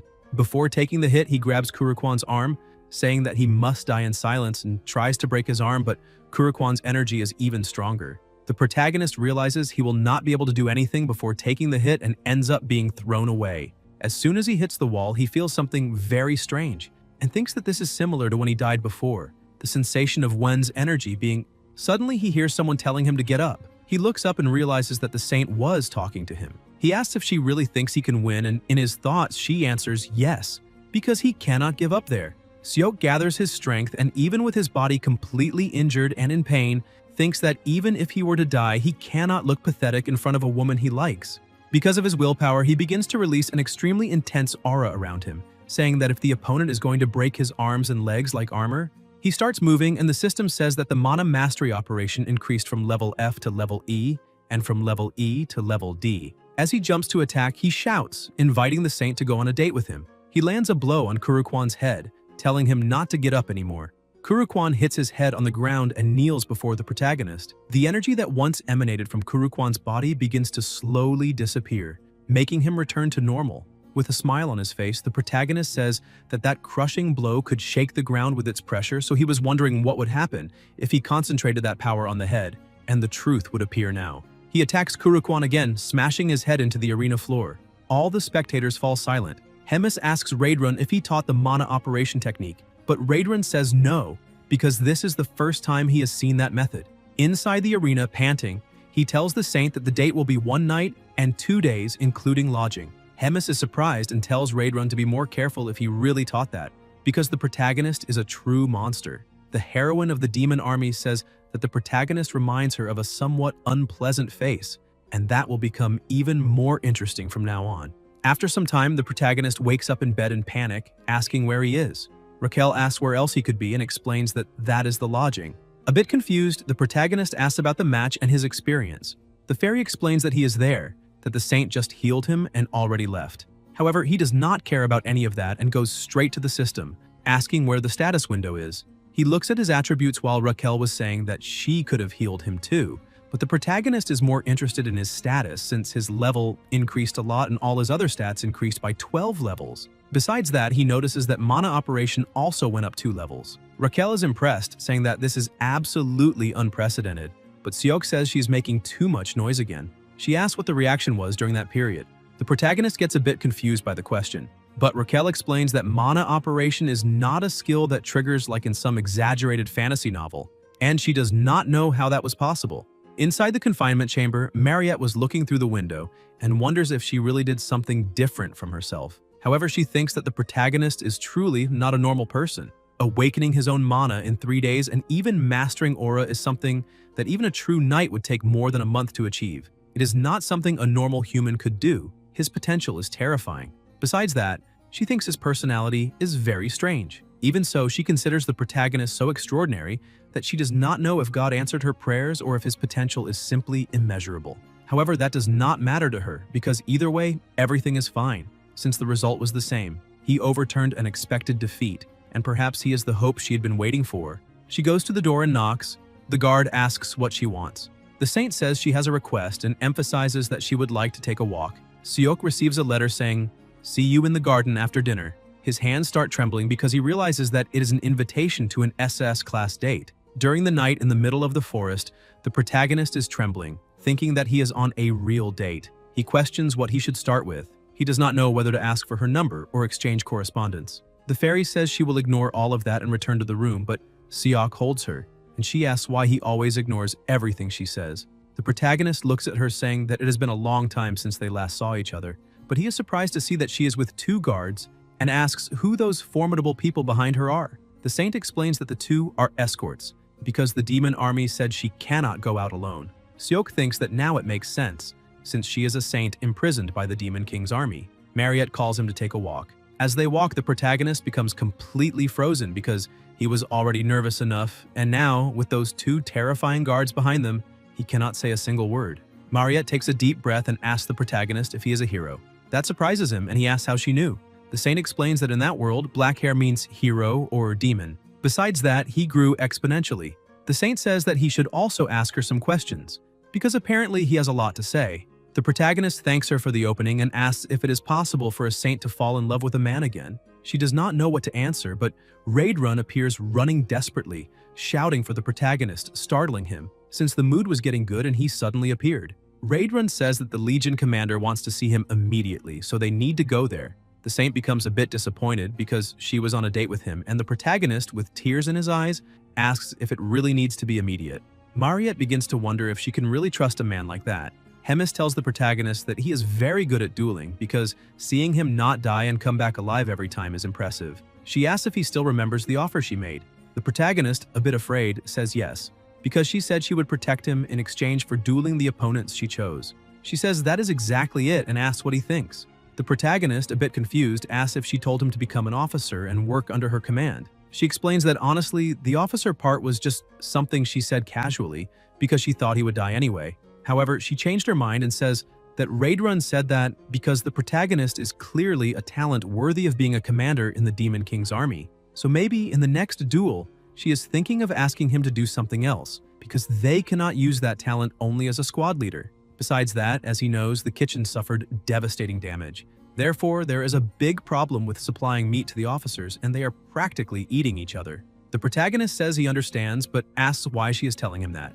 Hemis explains that from that moment on, he is the company commander, and to be more precise, he will become the commander of the culinary company. She emphasizes that he can recruit as many cooks as he wants, and that the day after tomorrow, the kitchen will be functioning normally just as she predicted. She asks if he can do that. The protagonist becomes even more frightened and says he will do his best, but wonders if this is really the only way to stay alive. After some time, elsewhere, Raquel was completely irritated with that situation, saying that the protagonist is a hero who has now become a company commander in the Demon King's army, and asks if he is now happy and feeling important since he was promoted. Seok tells her that he feels great because either way, she is still very naive. He puts on his glasses and says that now he must begin his work as a company commander. As soon as he enters the kitchen, he asks Smigol what mommy is doing right now. Smigol looks at him and asks which mommy he is talking about because apparently the meat-grilling slave has finally gone crazy. Seok gets irritated at being called a slave and says Smigol is wrong because from now on they need to call him company commander, and he kicks Smigol. He orders everyone to be gathered there immediately.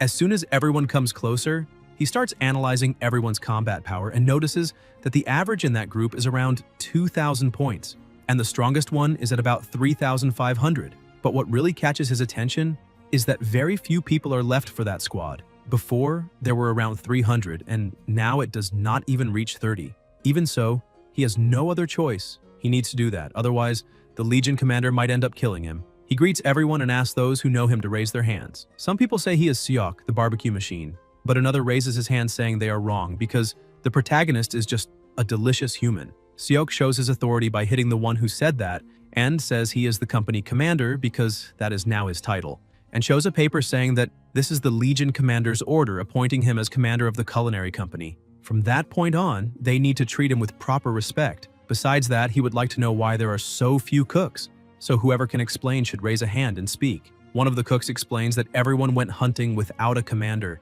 and ended up being wiped out by demonic beasts.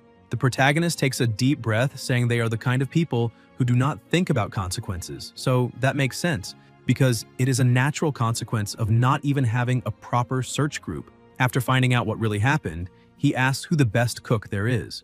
Everyone says it is Galchul, better known as Smigol. The protagonist points out that if he is the best cook, then he will become the assistant company commander and asks if anyone has any objection. Everyone says no and agrees with him, since they saw what happened to the first one who made a joke. He sits on a bench and starts thinking that the minimum number of people needed for a kitchen is around 200 or more, and gathering that many people in a single day will be very complicated, but apparently there is only one path. He calls Bobo to solve the situation. Raquel asks if he is really going to threaten everyone by using Bobo as leverage, and the protagonist explains that this is Plan B because there is only one condition for choosing a cook: someone easy to replace and who will never be able to challenge him. While looking around, he finds an easy target with around 1,931 combat points and attacks him, calling him Duperge and telling him to join the kitchen.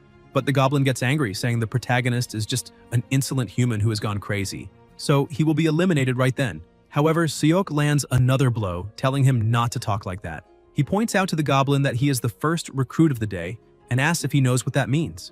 The protagonist explains that the military is all about seniority and hazing, so if he agrees to join now, there will be few people above him, and then he just needs to bring other easy targets so they will be mistaken for him instead. The goblin asks if it can be only 3 easy targets, but the protagonist tells him to bring his friends and says 5 will already be enough, because in the future, when others are hit 10 times, his will be reduced to only one. Somewhere else, the monster was eating a piece of meat and said that this is very peaceful and that this elegant meal is truly proof of peace. That is the captain of the Demon Lord's army of the 3rd Corps, 3rd Direct Unit called Doris. One of his subordinates opens the door shouting that they have an emergency. Doris asks what all that fuss is about and says it is not elegant. The subordinate explains that a large number of members of their battalion were assigned away. Doris asks if it is desertion because they are a bunch of useless guys who do nothing but serve him. The subordinate explains that is not the case because all of them were recruited as cooks. The commander says he heard that the new head of the kitchen is a human valued by Hemis. Doris tells his subordinate to tell them to be more careful next time and they will let it slide. The subordinate keeps insisting, saying that this is not something they can simply ignore because the number of soldiers taken as cooks has already reached 200. Doris is surprised to hear such a high number. Meanwhile, in another place, everyone was gathering together. Raquel says that more than 200 people have already gathered. He replies that this is why she needs to act intelligently. He points out that apparently they already have enough cooks, so they can end recruitment. However, Doris appears there and Seok thinks that this will not be good. The protagonist notices that something is wrong since Doris is always smiling, but now his face looks full of anger. He puts on his glasses and says that this specific device cannot identify anything with combat power above 50,000. And besides that, excessive use may cause damage. He realizes that this will be very bad, so they need to finish quickly and get out of there. Doris shouts, asking if there is anyone there named Seok who serves Lord Bobo. While the protagonist was trying to leave without drawing attention, Bobo barks and reveals his identity. Seeing that there was no longer any way to get out of there, the protagonist goes to him and asks what happened. Doris greets the protagonist and says he is the captain of the 3rd Direct Unit.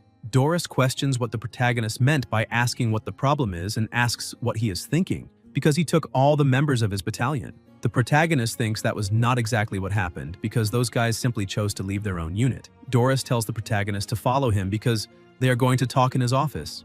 After conversation, the protagonist explains the situation, and the commander asks if it really was not intentional. The protagonist says no, because he chose only the most outstanding soldiers, and it just so happened that they were all from the Great 3rd Battalion. Doris analyzes the situation and thinks that the protagonist is a human protected by the Legion commander. So, it is better to let this matter go. Doris smiles and says that it is fine, because if that is really the case, there is nothing they can do, so he can take the people he chose. Seok is surprised and asks if he is serious, thanking him very much for the understanding, but thinking that this was truly a blessing. Doris points out that he has one condition, and the protagonist already starts feeling that something is wrong. Doris says that the protagonist is already taking a large number of people, so he would like him to take one more person from his battalion. Seok is surprised by that and thinks that this definitely smells bad. Doris notices that the protagonist's reaction was not satisfactory and gets a little irritated, asking why he does not want to take all the members of his battalion. Seok tries to smooth things over, saying that is not really it and that he is very happy.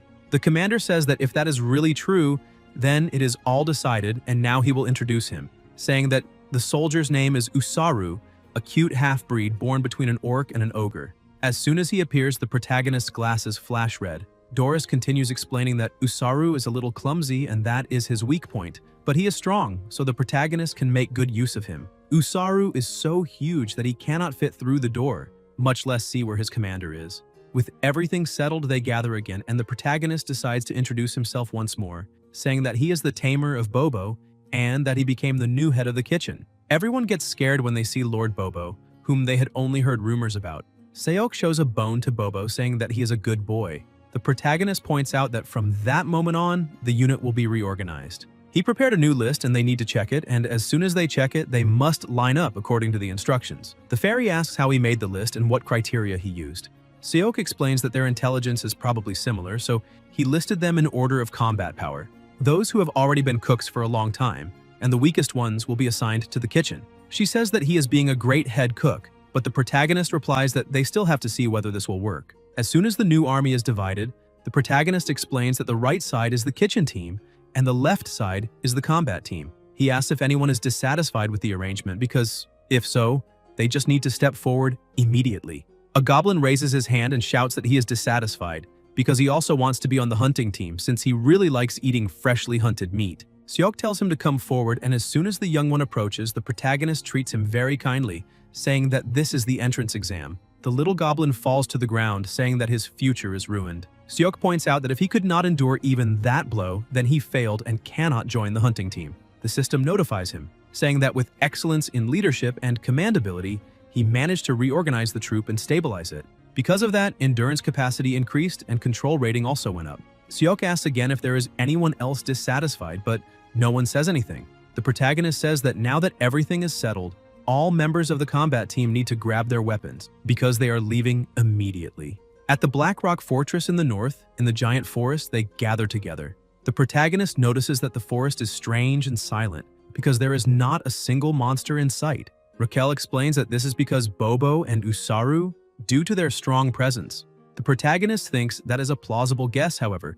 Those two are the strongest, so there is no way to be without them. The fairy suggests luring them in with bait. The protagonist gets confused because if he had that kind of meat, they would not have gone out to hunt so urgently. Raquel corrects him, saying that the proper term would be this kind of delicious bait because the kind of bait she is talking about is another kind. They need to bring the mage there to use him as bait. The protagonist cannot understand what made that poor child become so malicious. Sometime later, the protagonist goes to the center of everyone and says that according to the classification criteria, numbers 7, 14, 3, 1, and 43 need to step forward. Raquel asks what he's looking for, and the protagonist gets a little upset, remembering that the lottery numbers were left on Earth. Still irritated, he shouts that in any case, the operation will begin immediately and orders Usaru to grab number 14. Number 14 gets frightened, asking what is happening and whether the head cook has gone crazy. Seok gives the order, saying that this is the goblin of the continent, and Usaru gets ready and throws number 14 far away. The protagonist thinks that if they throw away the weakest ones as bait, it will attract aggression. He asks another subordinate to light the fire so that the lost companions can see the smoke and return to camp. Raquel gets a little worried, asking if continuing to throw them like that will be enough. The protagonist points out that at least one of the 6 will manage to come back alive and tells Usaru to keep throwing them. The rest of the soldiers get scared, saying that the protagonist is going crazy because they want to live for a long time. Because of that, one of them decides to run away and tries to escape, but the mascot looks at him with an adorable little face. The little goblin gets desperate, telling Bobo that he will devote himself to the Demon Lord's army, but that was not enough. While the little goblin was screaming for help, the protagonist was irritated because the others were late and the first one he had thrown should already have returned. A short while later, the first goblin comes back running desperately, screaming for help, with some monsters chasing him. Seok is happy to see that his plan is working and that now it is time for the soldiers to go into action. While he was thinking that he could land the finishing blow, Usaru rushes forward as soon as he sees the first enemy, saying that the enemy likes to fight, but with just one blow, he splits the enemy in half. The protagonist gets upset because he does not get the opportunity to land the final blow, since with only one attack, the enemy was defeated. While Usaru and Bobo celebrated the first successful hunt, the protagonist was completely frustrated because he did not manage to gain any experience. Besides that, all the components were so crushed that they could not even be used as meat. Even Raquel is impressed because most of the monsters are taken down by Bobo and Usaru, while the rest of the army basically does nothing. The protagonist laments the situation and tells the fairy that they will have to give that up and come back the next day. She asks if he is sure because there is only one day left, but with nothing else to do, he decides to make that choice and shouts to his little army that they are retreating for now and will return the next day. Back in the kitchen, Raquel says that the protagonist had said they would retreat and questions what he is doing there. Seok explains that he needs to see whether they can still use that crushed meat. He gets ready and opens the door gently, shouting that all the brats inside were relaxing and that because of that, they all need to gather with him immediately. Smeagol runs to his chief and asks what is wrong. The protagonist asks whether he received the meat from that day's hunt. The vice head of the kitchen, with a smile full of tension on his face, says that he did. However, the state of the meat was a little frightening. The protagonist tries to teach the subordinate a lesson, saying that a true craftsman does not blame his tools, and asks if he understood. Smeagol gets upset and tries to explain, but the protagonist cuts him off, saying that they are cooks and do not even know how to prepare minced meat. Smeagol explains that the kitchen unit's main function is to acquire ingredients. Unless they are a commander's personal cooks, they cannot even dream of cooking anything beyond boiling. The protagonist says that apparently he is going through a difficult situation and that he understands. Smeagol runs back to the kitchen, telling everyone below his level to light the firewood immediately. The protagonist starts reflecting on what his subordinate had said, realizing that apparently everyone under the commander's command eats that tasteless food. He gets excited because if he plays his cards right, things may happen even more easily than expected. After that, he goes to the saint's room and knocks on the door saying that he is outside. She tells him to come in. The protagonist opens the door, a little embarrassed, and greets her, saying that it was nothing much. Raquel comments that apparently he had no intentions at all. He takes his new creation and asks whether she would like to try an appetizer before the meal. He explains that thanks to her support, he managed to win the final match and, as proof of gratitude, he wanted to invite her to a meal. She thanks him and says that she will try a little. Before eating, she picks up a piece of meat and smells it, thinking that this aroma is truly wonderful, and wonders if she can expect great surprises. But as soon as she tastes it, she becomes completely enchanted because it is delicious, even tastier than the food she'd eaten at the castle. That dish has a surprising depth of flavor. Without thinking twice, she keeps eating until she completely finishes the meal. The protagonist is happy and says that since she ate everything, she probably liked it. She gets a little embarrassed and he changes the subject, saying that if she has already finished eating and is satisfied, he will leave. Mariette asks what he plans to do when he gets out of that place. He asks if she is referring to marriage. She gets a little embarrassed but says that she will also return to Earth. Seok says that actually there are other things he also wants to do, but what he really wants to know is what she would like to do when she gets out of there. With a sad look, she replies that if she ever manages to get out, she does not want to do anything. The Holy Empire, where the saint came from, is a theocratic nation governed by the pontiff of the Church of Dosis. One of the subordinates informs the pontiff that they managed to locate the next saint, Mariette. He says that he heard the saint is imprisoned in Black Rock Fortress, where the eccentric glutton resides. The pontiff questions how the next saint could end up in such a deep place. Besides that, he asks whether there has been any contact from the Demon Lord's army. The subordinate says no, that they imprisoned the next saint without any demands at all, which makes him question what they are plotting. The pontiff explains that in the history of the war between humans and demons, the moment when humans captured Black Rock Fortress was almost unimaginable. That happened while Hemis was absent for some time. Therefore, facing them head-on now would be imprudent. He asks the subordinate to secretly send a rescue team. Besides that, they need to summon the hero Oswald.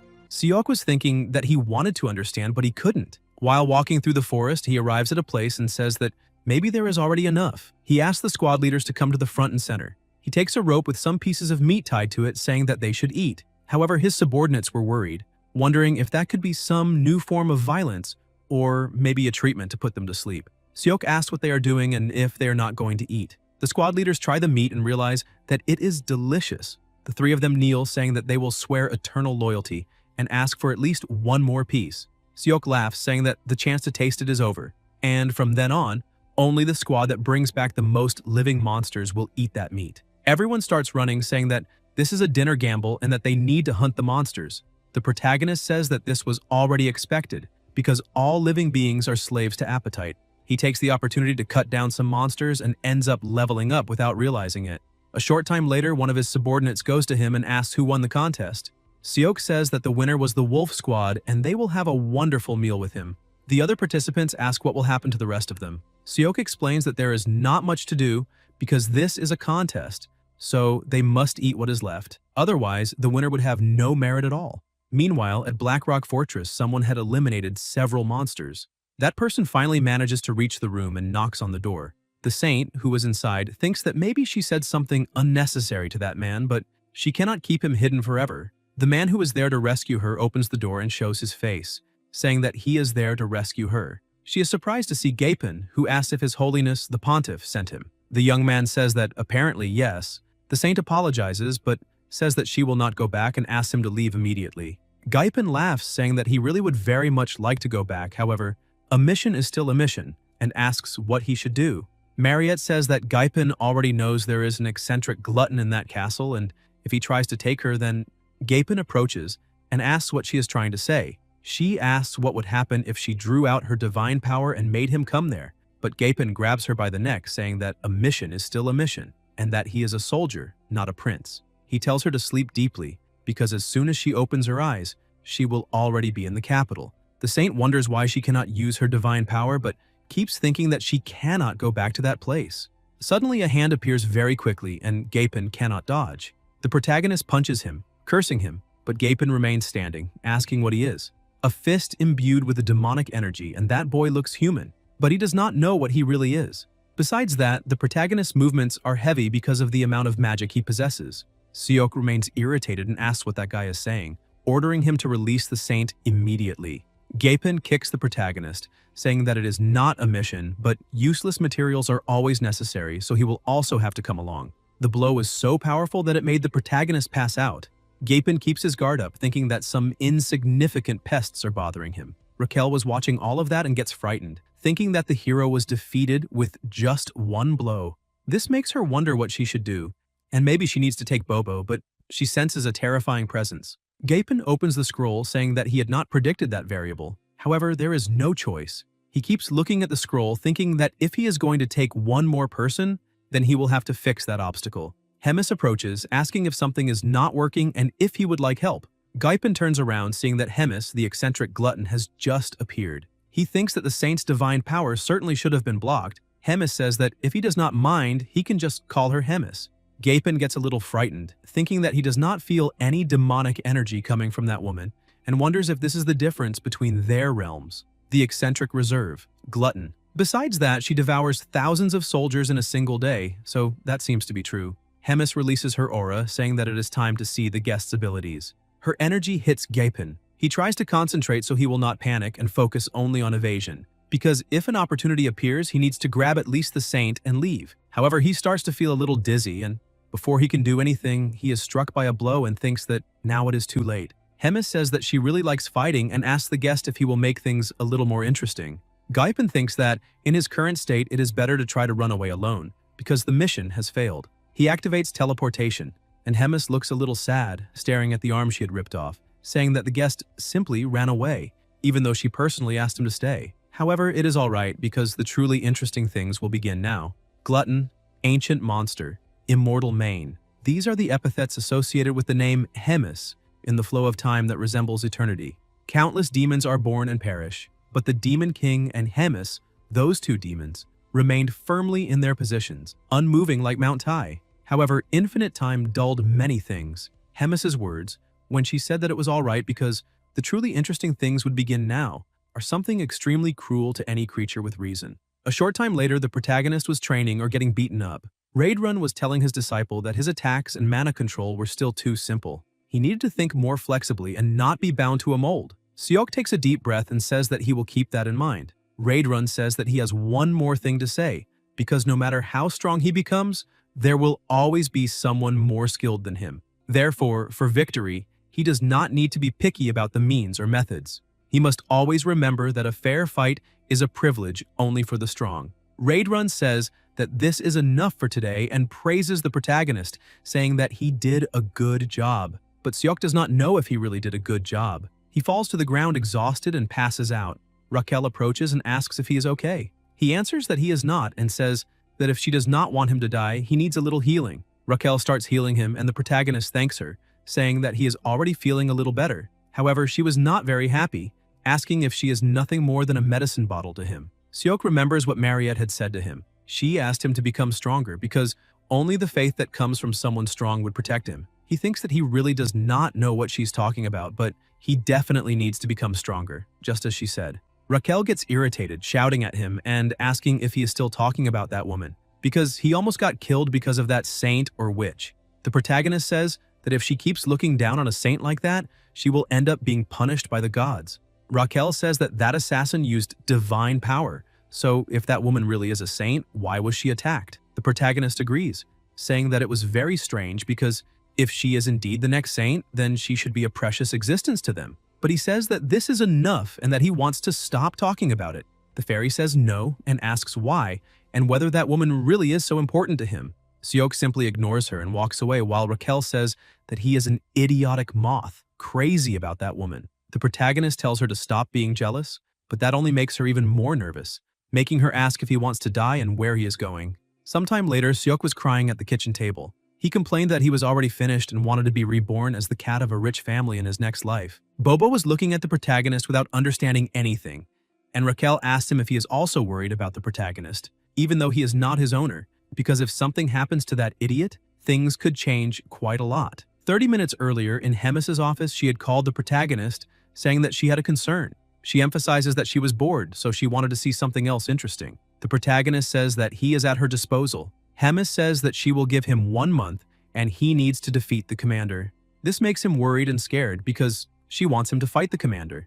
Hemis notices this and asks if he thinks it will be too difficult and asks if he wants help the same way she helped Kirkerwan. But he gets so scared that he says he does not need help and lowers his head, slamming it against the table, saying that he will take care of it himself and thanking her for the opportunity. After Raquel explained everything to Bobo, she tells him to say goodbye to the protagonist because he will soon be leaving. She takes a deep breath and tells the protagonist that he should start accepting his fate because how could someone with 9,000 combat points take down a commander? Seok looks at her and says that he is crying right now, asking if she wants to be eliminated. The fairy says that it is obvious the hero has grown exponentially, however the commander is on a completely different level. Seok says that the average combat power of commanders is around 40,000, and that is not a level he can reach in a short period of time. He emphasizes that it would be very good if his dear dog fought in his place, because if it were Bobo, he could match or even defeat a commander. Bobo thanks him for the praise, and Raquel asks if the decisive battle is not one-on-one. Seok answers yes, but while reflecting on what she just asked, he gets a small idea and asks her what the commander said. The fairy says that Hemis told him she would give him 1 month, and he must take down the commander. He celebrates, saying that is exactly it, because she never said they needed to have a decisive battle. So, as long as he manages to catch the commander somehow, everything will be fine. Raquel gets a little worried and asks if he can really interpret what she said however he wants. The protagonist thinks that he needs to lure the commander and cooperate with Bobo, because that is the only way to achieve victory.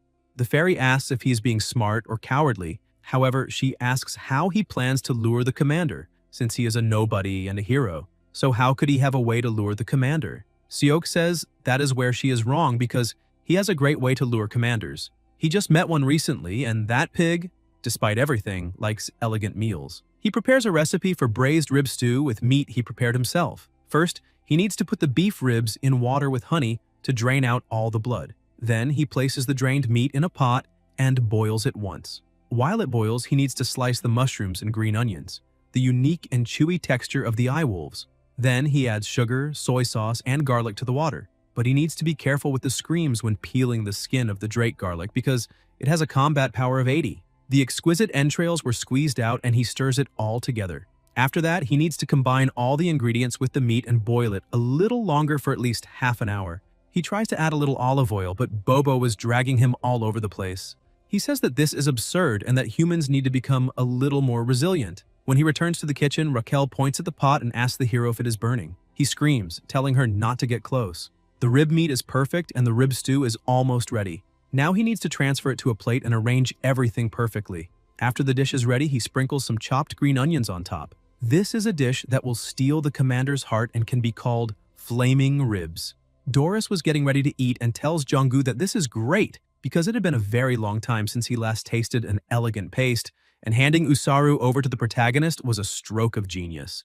Suddenly, one of his subordinates opens the door, telling Doris that the head chef is there to see him. Doris asks his subordinate to tell him that Usaru cannot be returned, but the subordinate says that is not what the protagonist wants, because he would like to personally serve a meal he prepared himself as a form of gratitude. Hearing this, Doris becomes enthusiastic, because that boy's cooking must be incredibly delicious. So he had always wondered just how good it could be. Suddenly, someone knocks on the door and Doris tells them to enter. The protagonist enters carrying a flower in his mouth, making a heart with his hand and holding the dish, saying that it has been a very long time since they last saw each other. Doris remains impressed and tries to control himself, asking if this is right and questioning whether the protagonist is there to express his gratitude. Seok says that thanks to Doris, he managed to secure his position as head chef. For that reason, he is apologizing for the delay in greeting him, because he has been very busy recently. Doris says that he understands and that it is all right because that sometimes happens. Seok starts smiling, saying that this is his humble food. He shows the dish, saying that these are roasted ribs prepared with all his gratitude, so he would very much like Lord Doris to try them. Just from smelling the aroma, Doris's mouth starts watering and he prepares to taste a little. The protagonist thinks that with this dish, he will become the god of head chefs, wondering if Doris will be able to withstand all that flavor. Doris finds the food so delicious that he screams that he is suffocating and cannot stop eating because that flavor is far too excellent, and asks how the protagonist made it and if this is a human ability. Seok smiles, saying that he is very happy that he liked it. In addition, he says that if it is all right, he would very much like to ask Doris to try his new dishes in the future. Doris accepts without hesitation, saying that it would be a great honor for him. The protagonist thanks him and says that he will start visiting him a little more often from then on. Doris says that the protagonist is clearly favored by the general commander for a reason. Seok agrees, and with trembling hands holds the door, saying that he needs to go back now to continue cooking. As soon as they leave the office, they look at each other, and both of them start feeling sick, because they could not withstand the pressure inside. Raquel says that the hero really is incredible for having a stomach of iron. The protagonist says that he has a plan and will feed Doris until he becomes even fatter. And the moment his guard is down, then it will be time to start the attack. 1 week later, Doris was once again eating the dishes the protagonist had made, but he takes a deep breath, saying that he does not have much of an appetite. With a little embarrassment, he says that tomorrow there will be a decisive match for the position of battalion commander, and he was probably ignored because he became a high-class bodyguard. The protagonist gets worried, saying that if he loses, then probably. Doris interrupts him, saying that is exactly right. He will no longer be a battalion commander. Seok thinks that now his plan is going to fail. Doris continues tasting the food, saying that meat cooked for so long really becomes very tender. But the protagonist was completely disappointed, thinking that all his effort and the ingredients from an entire week of his kitchen were for nothing. Doris asks the head chef to go watch the decisive match tomorrow because he will be the lucky charm for victory. Seok says that he will watch and wishes for him to be victorious. The next day, the decisive match for battalion commander was about to begin. The protagonist was in the audience, but completely devastated. Raquel tries to cheer him up, asking why he needs to catch an ordinary pig if he can evolve into a super pig. Seok asks if he really can, because he ate so much of his food that he cannot even walk on his own, so how could he win a decisive match in that state? Roy is replacing Jack as the announcer. He is from the Demon King's army, commander of the 3rd Regiment of the Corps. He asks the challenger and the representative to go to the arena now. The challenger, ready and prepared, charges into the arena with everything he has. But, on the other hand, Doris was already almost dead, saying that the stairs are as difficult as always. He looks at the audience and sees that the protagonist is there, saying that he is the charm and now he can win. Seok shouts, wishing him good luck. Roy scolds the two of them, saying that he's a very busy man and asks them to stop being foolish and begin immediately. But Doris was in no condition to stand and complain, saying that this is irritating. Then the centaur challenger charges forward with everything he has. Doris manages to get up and, with only his brute strength, grabs the opponent's weapon. The centaur is immobilized and cannot move his weapon. Doris releases even more strength, firmly holding the centaur's staff, and plants himself on the ground, causing an extremely large explosion in that place. Seok gets startled, saying that the shockwave managed to reach all the way there, and even Raquel did not know that such a thing could be possible. Seok thinks that it was a fleeting moment, but the result of that battle is clear. Roy stands up and starts leaving, saying that Doris is several levels above his opponent, and therefore, he is the winner. He managed to destroy his opponent as if he were a simple ant. Because of this, the protagonist had to make a change to his plans that night, at the Bobo's house. Seok thinks that maybe stealing alone will not be enough, so he decided to reformulate the operations strategy. There is the monster encyclopedia and the monster distribution map that he made himself. That is the map he always used when he went monster hunting. According to his research, powerful entities like Queen Dallas seem to have their own territories. Thanks to the sacrifices of the cooks, he also managed to learn about those surrounding territories. The fairy gets a little worried and asks if he is sure, but the protagonist asks her to listen carefully. In Korea, there is a 4-character idiom like that: dominate the enemy with the enemy itself. If Doris is strong, then they only need to attack him with even stronger monsters. 3 days later, in the enormous forest, Raquel was frightened, saying that she had been memorizing the entire Beast Encyclopedia for 3 days straight, and her head felt like it was going to explode. The protagonist says that this is exactly why he had said they should split it up. She emphasizes that just thinking about that map makes her feel like vomiting. The protagonist shows that the first target is 1 kilometer from their current position. In addition, they have an appearance similar to an earth dragon, but they are a unique entity. Raquel says that it must be a surfiv. In the ancient language, it means forest dragon. Similar creatures include the morstic and the estonvia. However, they must exclude the surfive, since its aggressiveness is very low compared to its power, so they do not fight first. She gets happy that she managed to memorize all of that and asks what the protagonist thought, because she is an amazing, beautiful, and genius girl. Seok says that maybe it seems that way to some extent because even a fool can be useful sometimes. One of the commanders goes to the protagonist and asks if he has already decided on that day's hunting location. Seok says that may be a little farther ahead, but asks him to wait for the right moment. He asks the fairy to tell him a little about a magical beast that resembles a dragon with steel scales. She says that there are many similar types of dragons, so she would have to check them directly. The protagonist keeps looking at the map and says that from now on, there is probably no choice but to confront them directly. The protagonist speaks to his entire army and orders everyone to clear that whole area, and there is no need to capture them alive. He emphasizes that they can eliminate as many as they want because that day's prey will be eaten immediately. The goblins celebrate, saying that the head chef has finally regained his senses because they can eat and enjoy themselves. The goblins begin eliminating the nearby monsters while having fun with the situation. Meanwhile, Seok simply watched the situation, not very pleased, because even though they were catching many, the boss of that territory had still not appeared. Seeing that maybe the boss was not going to appear, he asked everyone to lower their weapons, because they would stop for now. The commander runs to the group saying that the boss ordered them to drop their weapons, and that they need to light a bonfire. However, a very loud sound begins to echo, and the protagonist gets startled, thinking that he finally arrived. A huge monster stands in front of him, and Raquel says that it is a magical beast called Nidrak. All the subordinates shout that a dragon appeared and that they need to flee immediately. But Seok starts laughing, saying that this is exactly it because that is a monster, so they will be able to defeat Doris. In Hemis's office, she tells Raidrun that something is very strange. Raidrun gets a little confused and she explains that there has been no news from the protagonist for 3 weeks. She asks if it is possible that Raidrun is achieving incredible results, but he says no, because the training he does with the protagonist has been normal. Hemis asks what the chances were of the protagonist defeating a battalion commander-level opponent when the two of them met. Raidrun says that there was no chance of that happening. However, he says that now that they are talking about it, he just remembered that Seok recently became quite friendly with Battalion Commander Doris.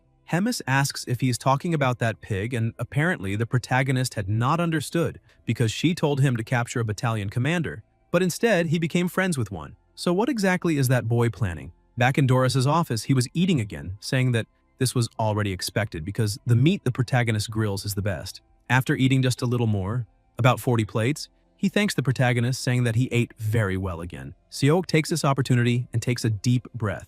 Doris notices this and asks if something is wrong. The protagonist says that it is nothing because he is having a problem in the kitchen, and that will probably be the last day he can serve Doris a meal. As soon as Doris hears this, he gets up angrily and asks what the problem is. Seok explains that the commander wants to eat some special magical beast meat, but those beasts are very strong and they have been fighting for days and still cannot catch them. And all the cook soldiers are being eliminated.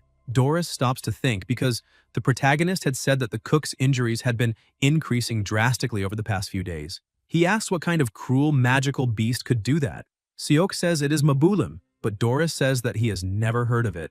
The protagonist laughs, saying that he certainly would not lie when his safety is at stake. Doris offers the protagonist a few more of his soldiers, however, he refuses, saying that not even 100 more incompetent soldiers would be able to catch it. But if the Great Lord Doris personally intervenes, he may be able to deal with that guy in an instant. And if that happens, the commander will also learn about Doris's achievements. As soon as Doris hears this, he already starts imagining the commander impressed, saying that now she can see that he is not a pig, but a cutie. Seok continues, saying that he currently has a good personal connection with the commander, so he will make sure to convey that achievement in a pleasant way. Doris grows thoughtful, saying that this could be a little troublesome, but ends up agreeing, telling the protagonist that he will help his friend. Seok asks if he is serious and starts laughing, thanking him for his help. The next day at the promised location, the kitchen army was already gathered, and Raquel asks the hero if he wants to memorize all of them. Seok says yes, because now he is a human navigator. Seok tells Bobo to grab those pigs, and Usaru must act according to the schedule. With everything organized, they begin walking forward. The system notifies him, saying that the promotion to battalion commander will begin. In the center of the vast forest, Doras was there with his army. Some people ask where they're going because even the battalion commander is acting strangely. His friend says that he does not know because the boss had said that they were going to hunt a powerful beast. Doris takes advantage of that, saying that the outside remains beautiful as expected. He asks the protagonist how much longer they need to walk. Seok explains that they will soon reach the correct territory. The protagonist thinks that his target is stronger than it seems, so he needs to be very careful with every move. Because Doris brought 500 soldiers from his own battalion, he is unsure whether the Nidrak will really win. Suddenly, the sound echoes through the entire forest again, and the protagonist believes that, apparently, it is slowly approaching. Doris says that now it is time for them to move. Suddenly, the huge dragon appears, and Doris asks if that is the Mabulguang. Seok says yes. Doris analyzes that monster, saying that he feels like he has seen that monster somewhere before, like an ancient beast. The protagonist says that this is normal since all animals are a little similar. Doris agrees, saying that this is truly true. Besides, a beast is a beast no matter what. He takes the lead, saying that he and the soldiers of his battalion will handle that battle. He leaps into battle, asking the protagonist to make sure to tell the commander about the achievements he is making. He uses his full charge to attack. The protagonist shouts that his movements are desperate and tells him to be careful. Doris is thrown backward and his army shouts that they cannot retreat and need to keep helping the commander. Doris turns into a ball and spins extremely fast, striking the magical beast with everything he has. Raquel is so impressed by his strength that she asks if that pig is really going to be able to eliminate that beast. Seok explains that he is using his own soldiers in a strange way because the battalion soldiers are taking all the blows in Doris's place. He thinks that this is completely different from what he had planned. Doris prepares himself again, saying that now it is time to end that fight. Suddenly, one of the subordinates comes running, shouting that another beast is coming. Doris and Seok are surprised. The protagonist thinks that this is Nidrak's territory, but another monster appears, and the small goblin shouts that they need to retreat immediately. Seok cannot believe what he is seeing. Raquel says that it is the Shirfab. The protagonist thinks that he had felt relieved because that monster is not aggressive, but it must have perceived the commotion as a territorial dispute. Doris asks everyone to retreat immediately. Raquel asks the protagonist what they should do now. The protagonist takes a deep breath, saying that this was already expected. They have no other choice but to try. He approaches his target, and Doris says that he should have investigated properly since all the beasts are gathering. Seok attacks Doris with everything he has, ordering everyone to cancel the script because there is no way to retreat and everyone needs to return as demons. The monsters continue attacking each other, and the battlefield turns into complete chaos. Doris, who was up above, starts asking where that sound is coming from, whether he was really betrayed, and whether that mysterious relationship never happened. He starts losing control, questioning how a mere human, a worm, dares to do this to him. Doris screams, consumed by his fury, and the amount of energy released is terrifying. Because of his feeling of betrayal, he was promoted to the second phase. Seok is surprised and asks what that guy is doing. Raquel tells him to run immediately. He tries to dodge the attack, but the explosion around him throws him to the side. The protagonist gets up slightly injured, thinking that he almost died, and wonders what that terrifying ability was. Doris was completely consumed by his rage, saying that he would tear the protagonist apart. Seok starts getting worried, thinking that this is dangerous, and wonders where Bobo and Usaru are. The dedicated fairy explains to the protagonist that apparently those two are trapped in the great monster's attack. Seok thinks that apparently he will have to deal with that brute by himself. The protagonist stares at his opponent and thinks that whatever ability he is using right now, it is far too exaggerated. He starts trying to run, thinking that he needs to buy a little more time. He asks Raquel to release everything she has about the monster colony that was on the map before. She starts guiding the protagonist while he runs as fast as he can. Doris was also running after him, asking if he really thought he could escape. While running, the protagonist smiles, thinking that although normal monsters avoid the strong, if they are not field bosses, if the habitat has a young individual, then the story is different. Doris remained completely irritated, saying that the protagonist is using a cheap trick with an endless horde like cockroaches. He emphasizes that he has already made up his mind because, among all people, he will certainly find a way to deal with that situation. His anger was so great that he was promoted to level 3, Falling Flowers. He shouts for the protagonist to behold that overflowing power because he truly is the strongest weapon of the demon race, and now he needs to meet his end. But suddenly, something starts happening and Doris's body becomes strange. Raquel explains that his magic is dropping drastically. Doris cannot believe that he reached his limit like that because he used too much strength to catch the demonic beast. Doris starts retreating and the protagonist asks where he is going. Doris keeps running, saying that it is frustrating, but he has no other choice. While running, he shouts for the protagonist to wait because he will have his revenge as soon as his strength recovers. Because he will never forget all the humiliation he has just gone through. While running, he thinks that if only his body would start recovering a little faster. However, the protagonist advances quickly, saying that he came as he pleased, but he will not leave as he pleases. Doris prepares for combat, saying that the protagonist is very foolish. How can he believe that he will win that fight with only his fists? But Seok gives it his all and uses the martial arts Rydran style 7th form, causing a massive impact. The two continue trying to defeat each other, but suddenly someone else approaches and is surprised to see that clash between the two of them. Hemis asks what all that commotion is in front of her castle. The energy between the two is still enormous, and a powerful explosion happens, throwing the protagonist backward. He gets up with a severe headache and questions what is happening there. Doris runs to the commander and asks her to save him because he has not lost yet, since that was not a decisive blow. but Hemis starts releasing her murderous aura, ordering him to shut his mouth immediately. She asks what kind of consolation he is supposed to be when he suffers so much at the hands of a mere human. She emphasizes that the war against humans is still happening and that, in that state of war, a useless fool like him cannot be the battalion commander of a new army. Still furious, she says that right there and now, everything will end. The protagonist advances quickly and says that he received her order and right there and now, he will capture the battalion commander. He lands another blow on Doris, driving him into the ground. The commander is surprised and smiles, saying that indeed, she did make that bet, so apparently they have a lot to talk about. They return to the castle and the two begin talking about what had happened. The protagonist explains everything and says that he had not predicted that two demons of that level would collide. Hemis starts laughing and asks what the hell is inside his head for him to come up with an idea like that.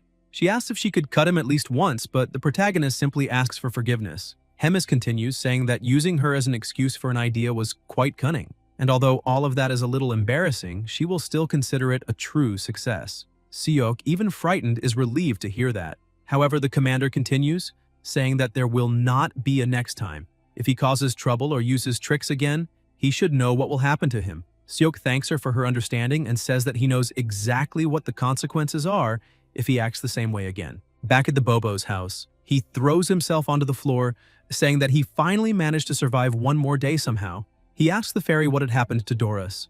Raquel explains that from the feeling, it seemed to be a combat technique exclusive to demons, but it would be rude to ask directly. Bobo starts barking and the protagonist laughs, saying that he truly also suffered a lot because of the demonic beasts. He starts petting him, saying that apparently the commander could not get rid of them with just one bite. Seok emphasizes that he feels a little bad about everything that happened to Doris. Raquel asks who obtained all the experience points from the final blow on Doris. However, the protagonist continues saying that he is sorry and that as a human, he still feels regret. His fairy asks if he is telling the truth, but the protagonist starts laughing, saying that the truth is, he does not feel sorry at all. She notices this and tells him to lower his hands, because he is probably laughing and trying to hide it. He opens the system, asking how much his level went up. He realizes that he managed to gain quite a few levels, however. He does not know why there are squares and question marks in the skill window, and maybe it could be a mere system error. Raquel asks what kind of nonsense he is talking about. The protagonist tries to explain that he is saying there really are squares and question marks.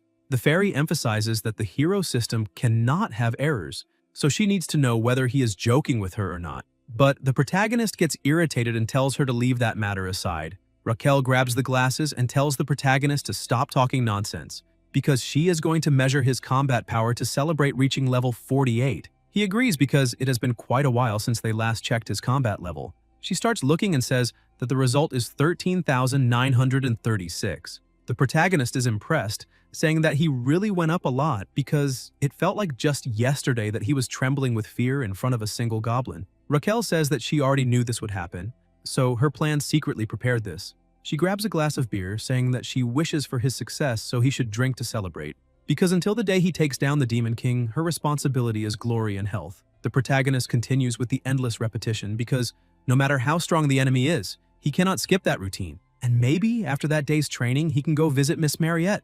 Raidrun arrives at the training field and says that he is arriving at the royal palace a little earlier today. The protagonist wishes his master a good morning. Raidrun says that he heard he managed to defeat Commander Doris and congratulates him. Seok is happy and thanks him. However, he emphasizes that he would like to ask something about that fight. Seok asks his master if he knows the art of Flomo. Raidrun says that it is an ancient, informal martial art. The protagonist asks how it could be informal. The commander continues explaining that martial arts are broadly divided into two forms: formal martial arts, which use body movements, and informal martial arts, which have no fixed form. Those are the two types that exist. Compared to formal martial arts, the number of informal martial arts is quite small. Although martial arts themselves are rare, informal martial arts are passed down even more secretly. Seok thinks that it is like the difference between offensive skills and enhancement-type buff skills.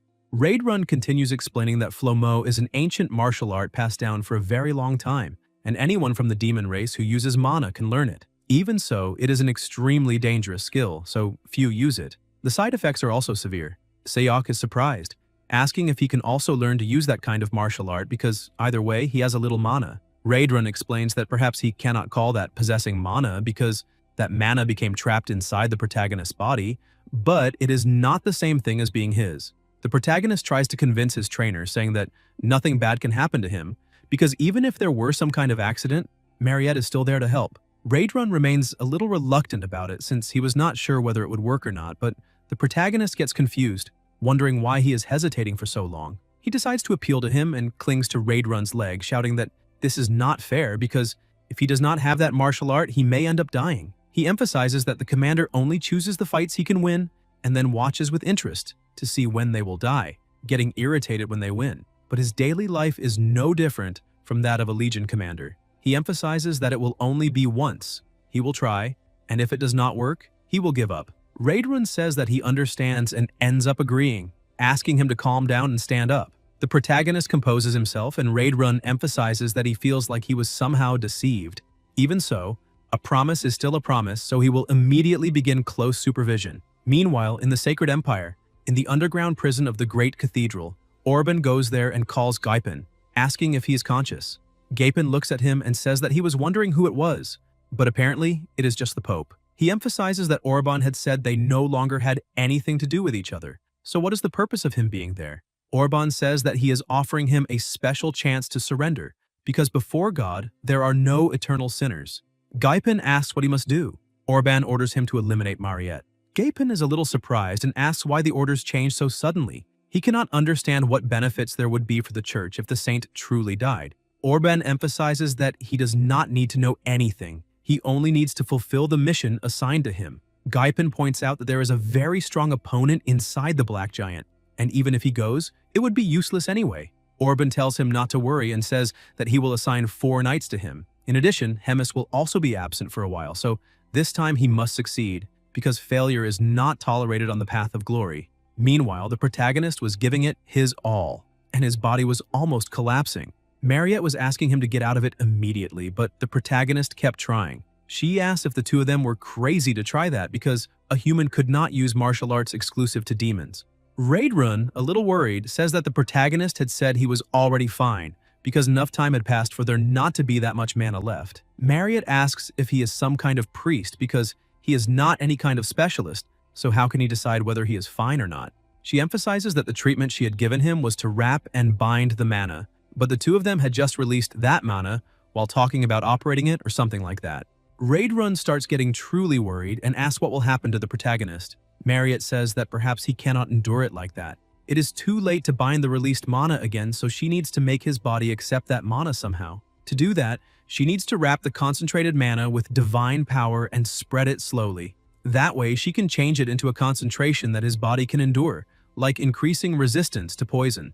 Raidrun is impressed and asks if that is really possible. The saint says that she does not know exactly because she has never done it and there are no precedents. There is also the possibility that the mana in his body will rebel against the divine power and become even wilder. But if it comes to the worst, either way, they have no choice but to try it. She starts releasing all of her divine power, trying to make it stop. A short time later, the protagonist wakes up in his bed, a little lost. He gets up asking what had happened because it seems like a lot had happened. Suddenly, Bobo and Raquel jump on him with everything they have, saying that he finally woke up. The fairy asks if he really does not remember anything.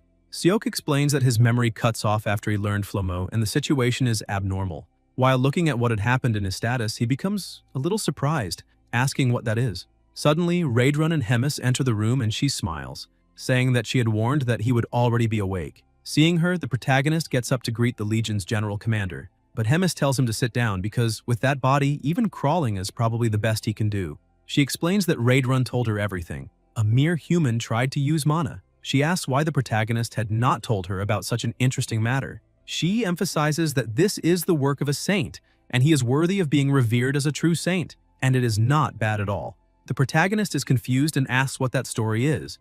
Hemis keeps smiling and says that a boring conclusion is not fun, so this time, she will personally and specially help him. Seok becomes a little frightened by that, but the commander asks why he is so reluctant, emphasizing that he is her aunt and is terminally ill. Suddenly, a powerful wave of energy turns into something resembling a serpent and strikes the protagonist.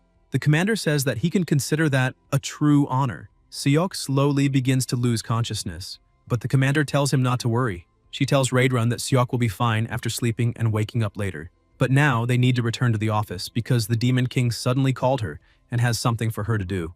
At the Bobo's house a few days later, Mariette tells the protagonist that that day's treatment is already over.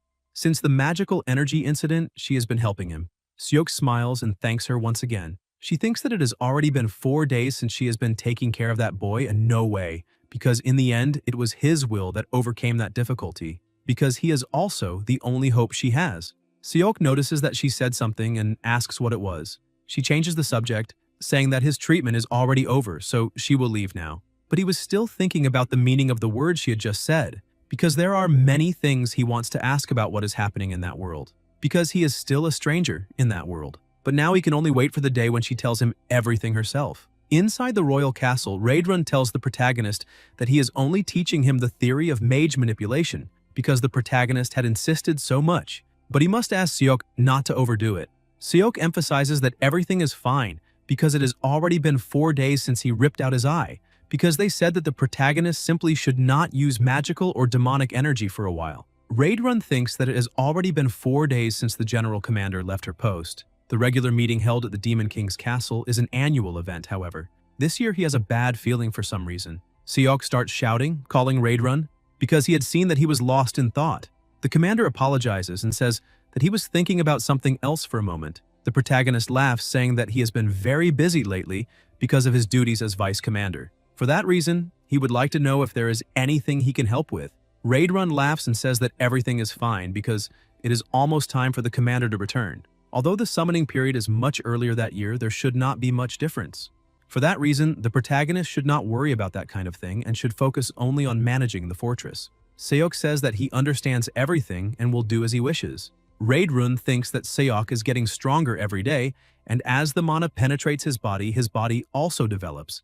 And if he stabilizes like this, he will grow infinitely. Suddenly, he senses something very strange and stands up on alert. The protagonist is surprised and asks what is happening. He grabs his spear, saying that there is another divine being inside that castle besides the saint, and it may be that someone has infiltrated the castle. He emphasizes that he will check the situation but asks the protagonist to wait there inside. Meanwhile, the 4 invaders emphasize that the invasion was easier than they thought, but they still did not know why Hemis was not there.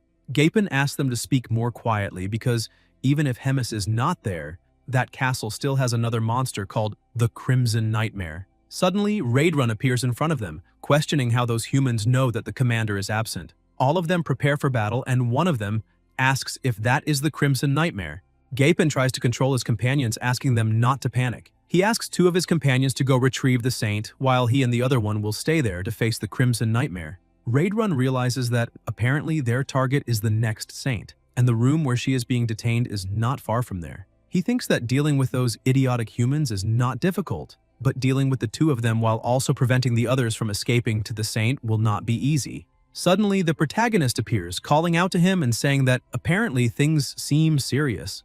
Raedrun gets irritated, saying that he had clearly told him not to leave that room, but then thinks that maybe he should be grateful now. He explains the situation to the protagonist, saying that those guys' target is the next saint, so he needs to take the saint and run away immediately. He throws a necklace to Seok, but the protagonist gets a little confused, asking why he has to do that with that necklace. Gaipin begins his attacks, and the commander says that the necklace is the proof he uses to gather all the high-ranking officers of the unit. The protagonist says that he understands and starts running. Gaipin asks what his companions are doing because they need to stop that bastard immediately. Raedrun says that Gaipin cannot take the saint without the commander's permission. He uses combat technique, 7th form, Crushing Strike. Raquel asks what mission the hero is doing now. The protagonist, irritated, asks how many more times he will have to explain it. The system was saying that wicked humans had come to reduce the number of innocent people. As a hero, the protagonist has the duty to protect the next saint, and maybe he does not know it, but if they overcome difficulties together, love may bloom, so he must protect the saint. In addition, if he completes the mission, he will gain 1,000 hero points. Seeing all that information, the protagonist becomes more and more confused.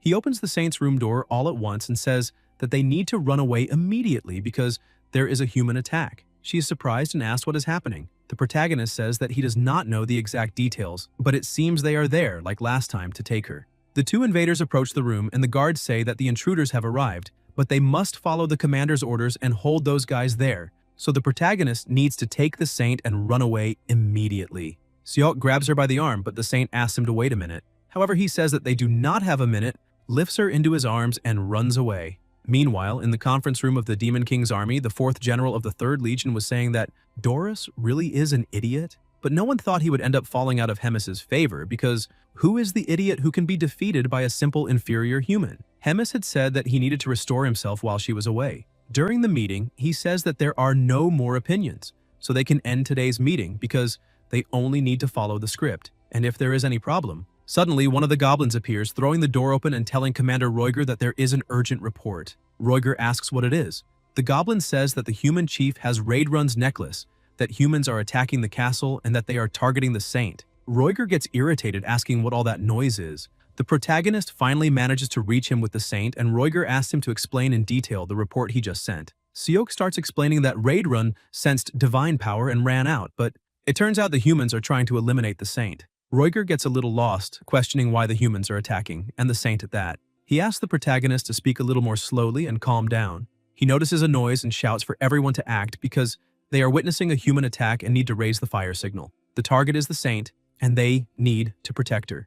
Roiger thinks that this is still unbelievable because the humans are really trying to eliminate the saint. Roiger realizes that he is too far away to try to stop those two who are attacking, and maybe they might achieve their goal of eliminating the saint. But Seok activates the combat technique, Raidrun style, 7th form. He pierces through the two of them with an extremely powerful attack, saying that he will protect the saint no matter what happens. Raidrun had already eliminated one, and Gapin only says that he was a loyal friend who died so uselessly. The commander thinks that using a subordinate as a shield must not be a good thing. He emphasizes that he expected more. However, he has to admit that that boy is strong, because even considering that divine power is a natural enemy of demonic energy, Gapin must still be at the level of a division commander. This makes the commander wonder if this is the level of those revered as heroes by humans. Gapin continues laughing, saying that in the end, even the Crimson Nightmare, who made people tremble, is just another demon. Raidrun is surprised, saying that even though Gapin knows he cannot defeat him, he still remains very calm. Gapin laughs and says that is obvious, because with the real commander out of the castle, the greatest power inside that place is the Crimson Nightmare. Now, he only needs to hold him there and wait for his subordinates to deal with Mariette. Raidrun thinks that that boy is right about Hemis's absence. In addition, he also managed to discover the castle's defenses, which means information has leaked, but he does not know how far it went. He throws the other guy to the ground, saying that the conversation ends there because time is very short and they need to finish this quickly. Gapin continues acting arrogantly, asking how he's going to do that, because he knows very well that the power he possesses is completely incompatible with his. Raidrun tells him to engrave one more line into common sense and begins releasing even more of his power, creating a powerful aura around himself. Meanwhile, beside the protagonist, someone says that he had not heard that the Demon King's army had another hero. The man stands up with a sword in hand, saying that the saint, and now him too, because no one thought there would be 3 corrupted humans. The protagonist keeps his fighting stance, saying that they have already failed because soon the castle's entire force will be ready and there. So no matter how strong that guy is, he still cannot face an entire legion alone. Therefore, he does not need to waste his strength. He just needs to surrender. The man laughs, asking if he thinks it will really be like that. Roiger keeps wondering when he learned Raidrun's aura, but thanks to that, he is only acting recklessly. The invader who had been captured starts reciting that his body belongs to God, so he will sacrifice himself and return his body to the divine realm. Therefore, he must grant divine power to fight evil. Suddenly, a powerful flame begins to appear and Roiger is trapped outside because of the divine magic, because this is a spell that burns one's own body. He thinks that it is not a technique to be used while sane. Meanwhile, inside those flames, the invader explains to the protagonist that those are walls of flame hidden with the divinity of a high-ranking paladin. Most of the weak would be incinerated with just one touch, and even high-ranking outer demons cannot easily break through those flames. Therefore, the protagonist needs to hand over the saint and surrender immediately. Seok remains irritated, questioning why they are trying to eliminate another human. He emphasizes that even if he is not on the human side, the saint still is. The invader asks what kind of nonsense he is saying because, after everything that happened, how dare he say that kind of thing? Mariette tells the protagonist that this is not the case because the Sacred Empire abandoned God long ago. Seok is surprised and asks her what exactly that means. She explains that all they want is a well-behaved puppet, and it does not matter whether the puppet is truly a saint or not. The invader slams his sword against the ground, saying that this emotional melodrama ends right there. He tells the protagonist to come forward because he will give him 10 seconds for everything to end. Seok starts thinking about how long he can resist against that guy, but all he can do is one thing because only one path remains. He starts concentrating and activates Flomo, first phase. The saint gets worried about him, asking if he is really going to try using demonic energy now, because she had already said that his body would not endure it. The protagonist continues feeling absurd pain because his heart feels like it is going to explode. However, he shouts that, at this rate, the two of them are going to die anyway. He thinks that no matter what happens anymore, he needs to succeed somehow, and rises to the second phase. His body begins to collapse. He remembers Raidrun explaining that Flomo progresses in 3 stages: blooming, full bloom, and fallen petals. The fact that a single art has stages means that it is very dangerous. That is why he must not move on to the next stage until he has perfectly controlled the first stage. He thinks that he has heard that so many times that his head is full of it. Like a true demon lord, he begins releasing an intense and murderous aura, apologizing to his trainer.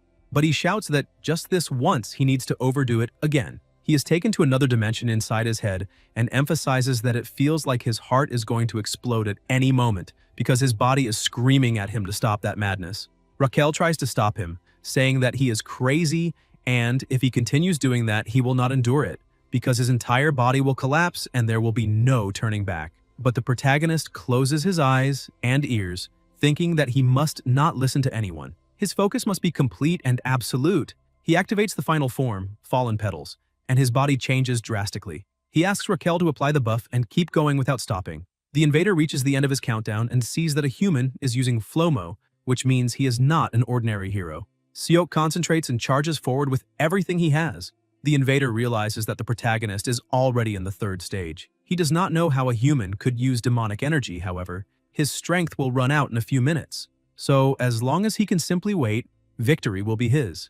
But Seok uses a hand movement to deflect the sword with his own wrist and lands a direct blow on his opponent. The invader begins to tremble, saying that Guy uses cheap tricks and is a human fallen into corruption through demonic energy, and maybe he has no shame about any of it. Seok realizes that he is getting close to his limit, but if he collapses now, he will lose the opportunity to save the saint. He remembers his master saying that Flomo is a technique that pushes the body to its limit. If he puts pressure on himself in that state, his body will never recover again. He continues concentrating and putting more and more pressure on his own body, saying that his hair may be like that of a demon, but his tears are not, so death no longer matters to him. Guys, if you enjoyed the video, leave a like, comment, and subscribe to the channel so you don't miss new content. Thank you.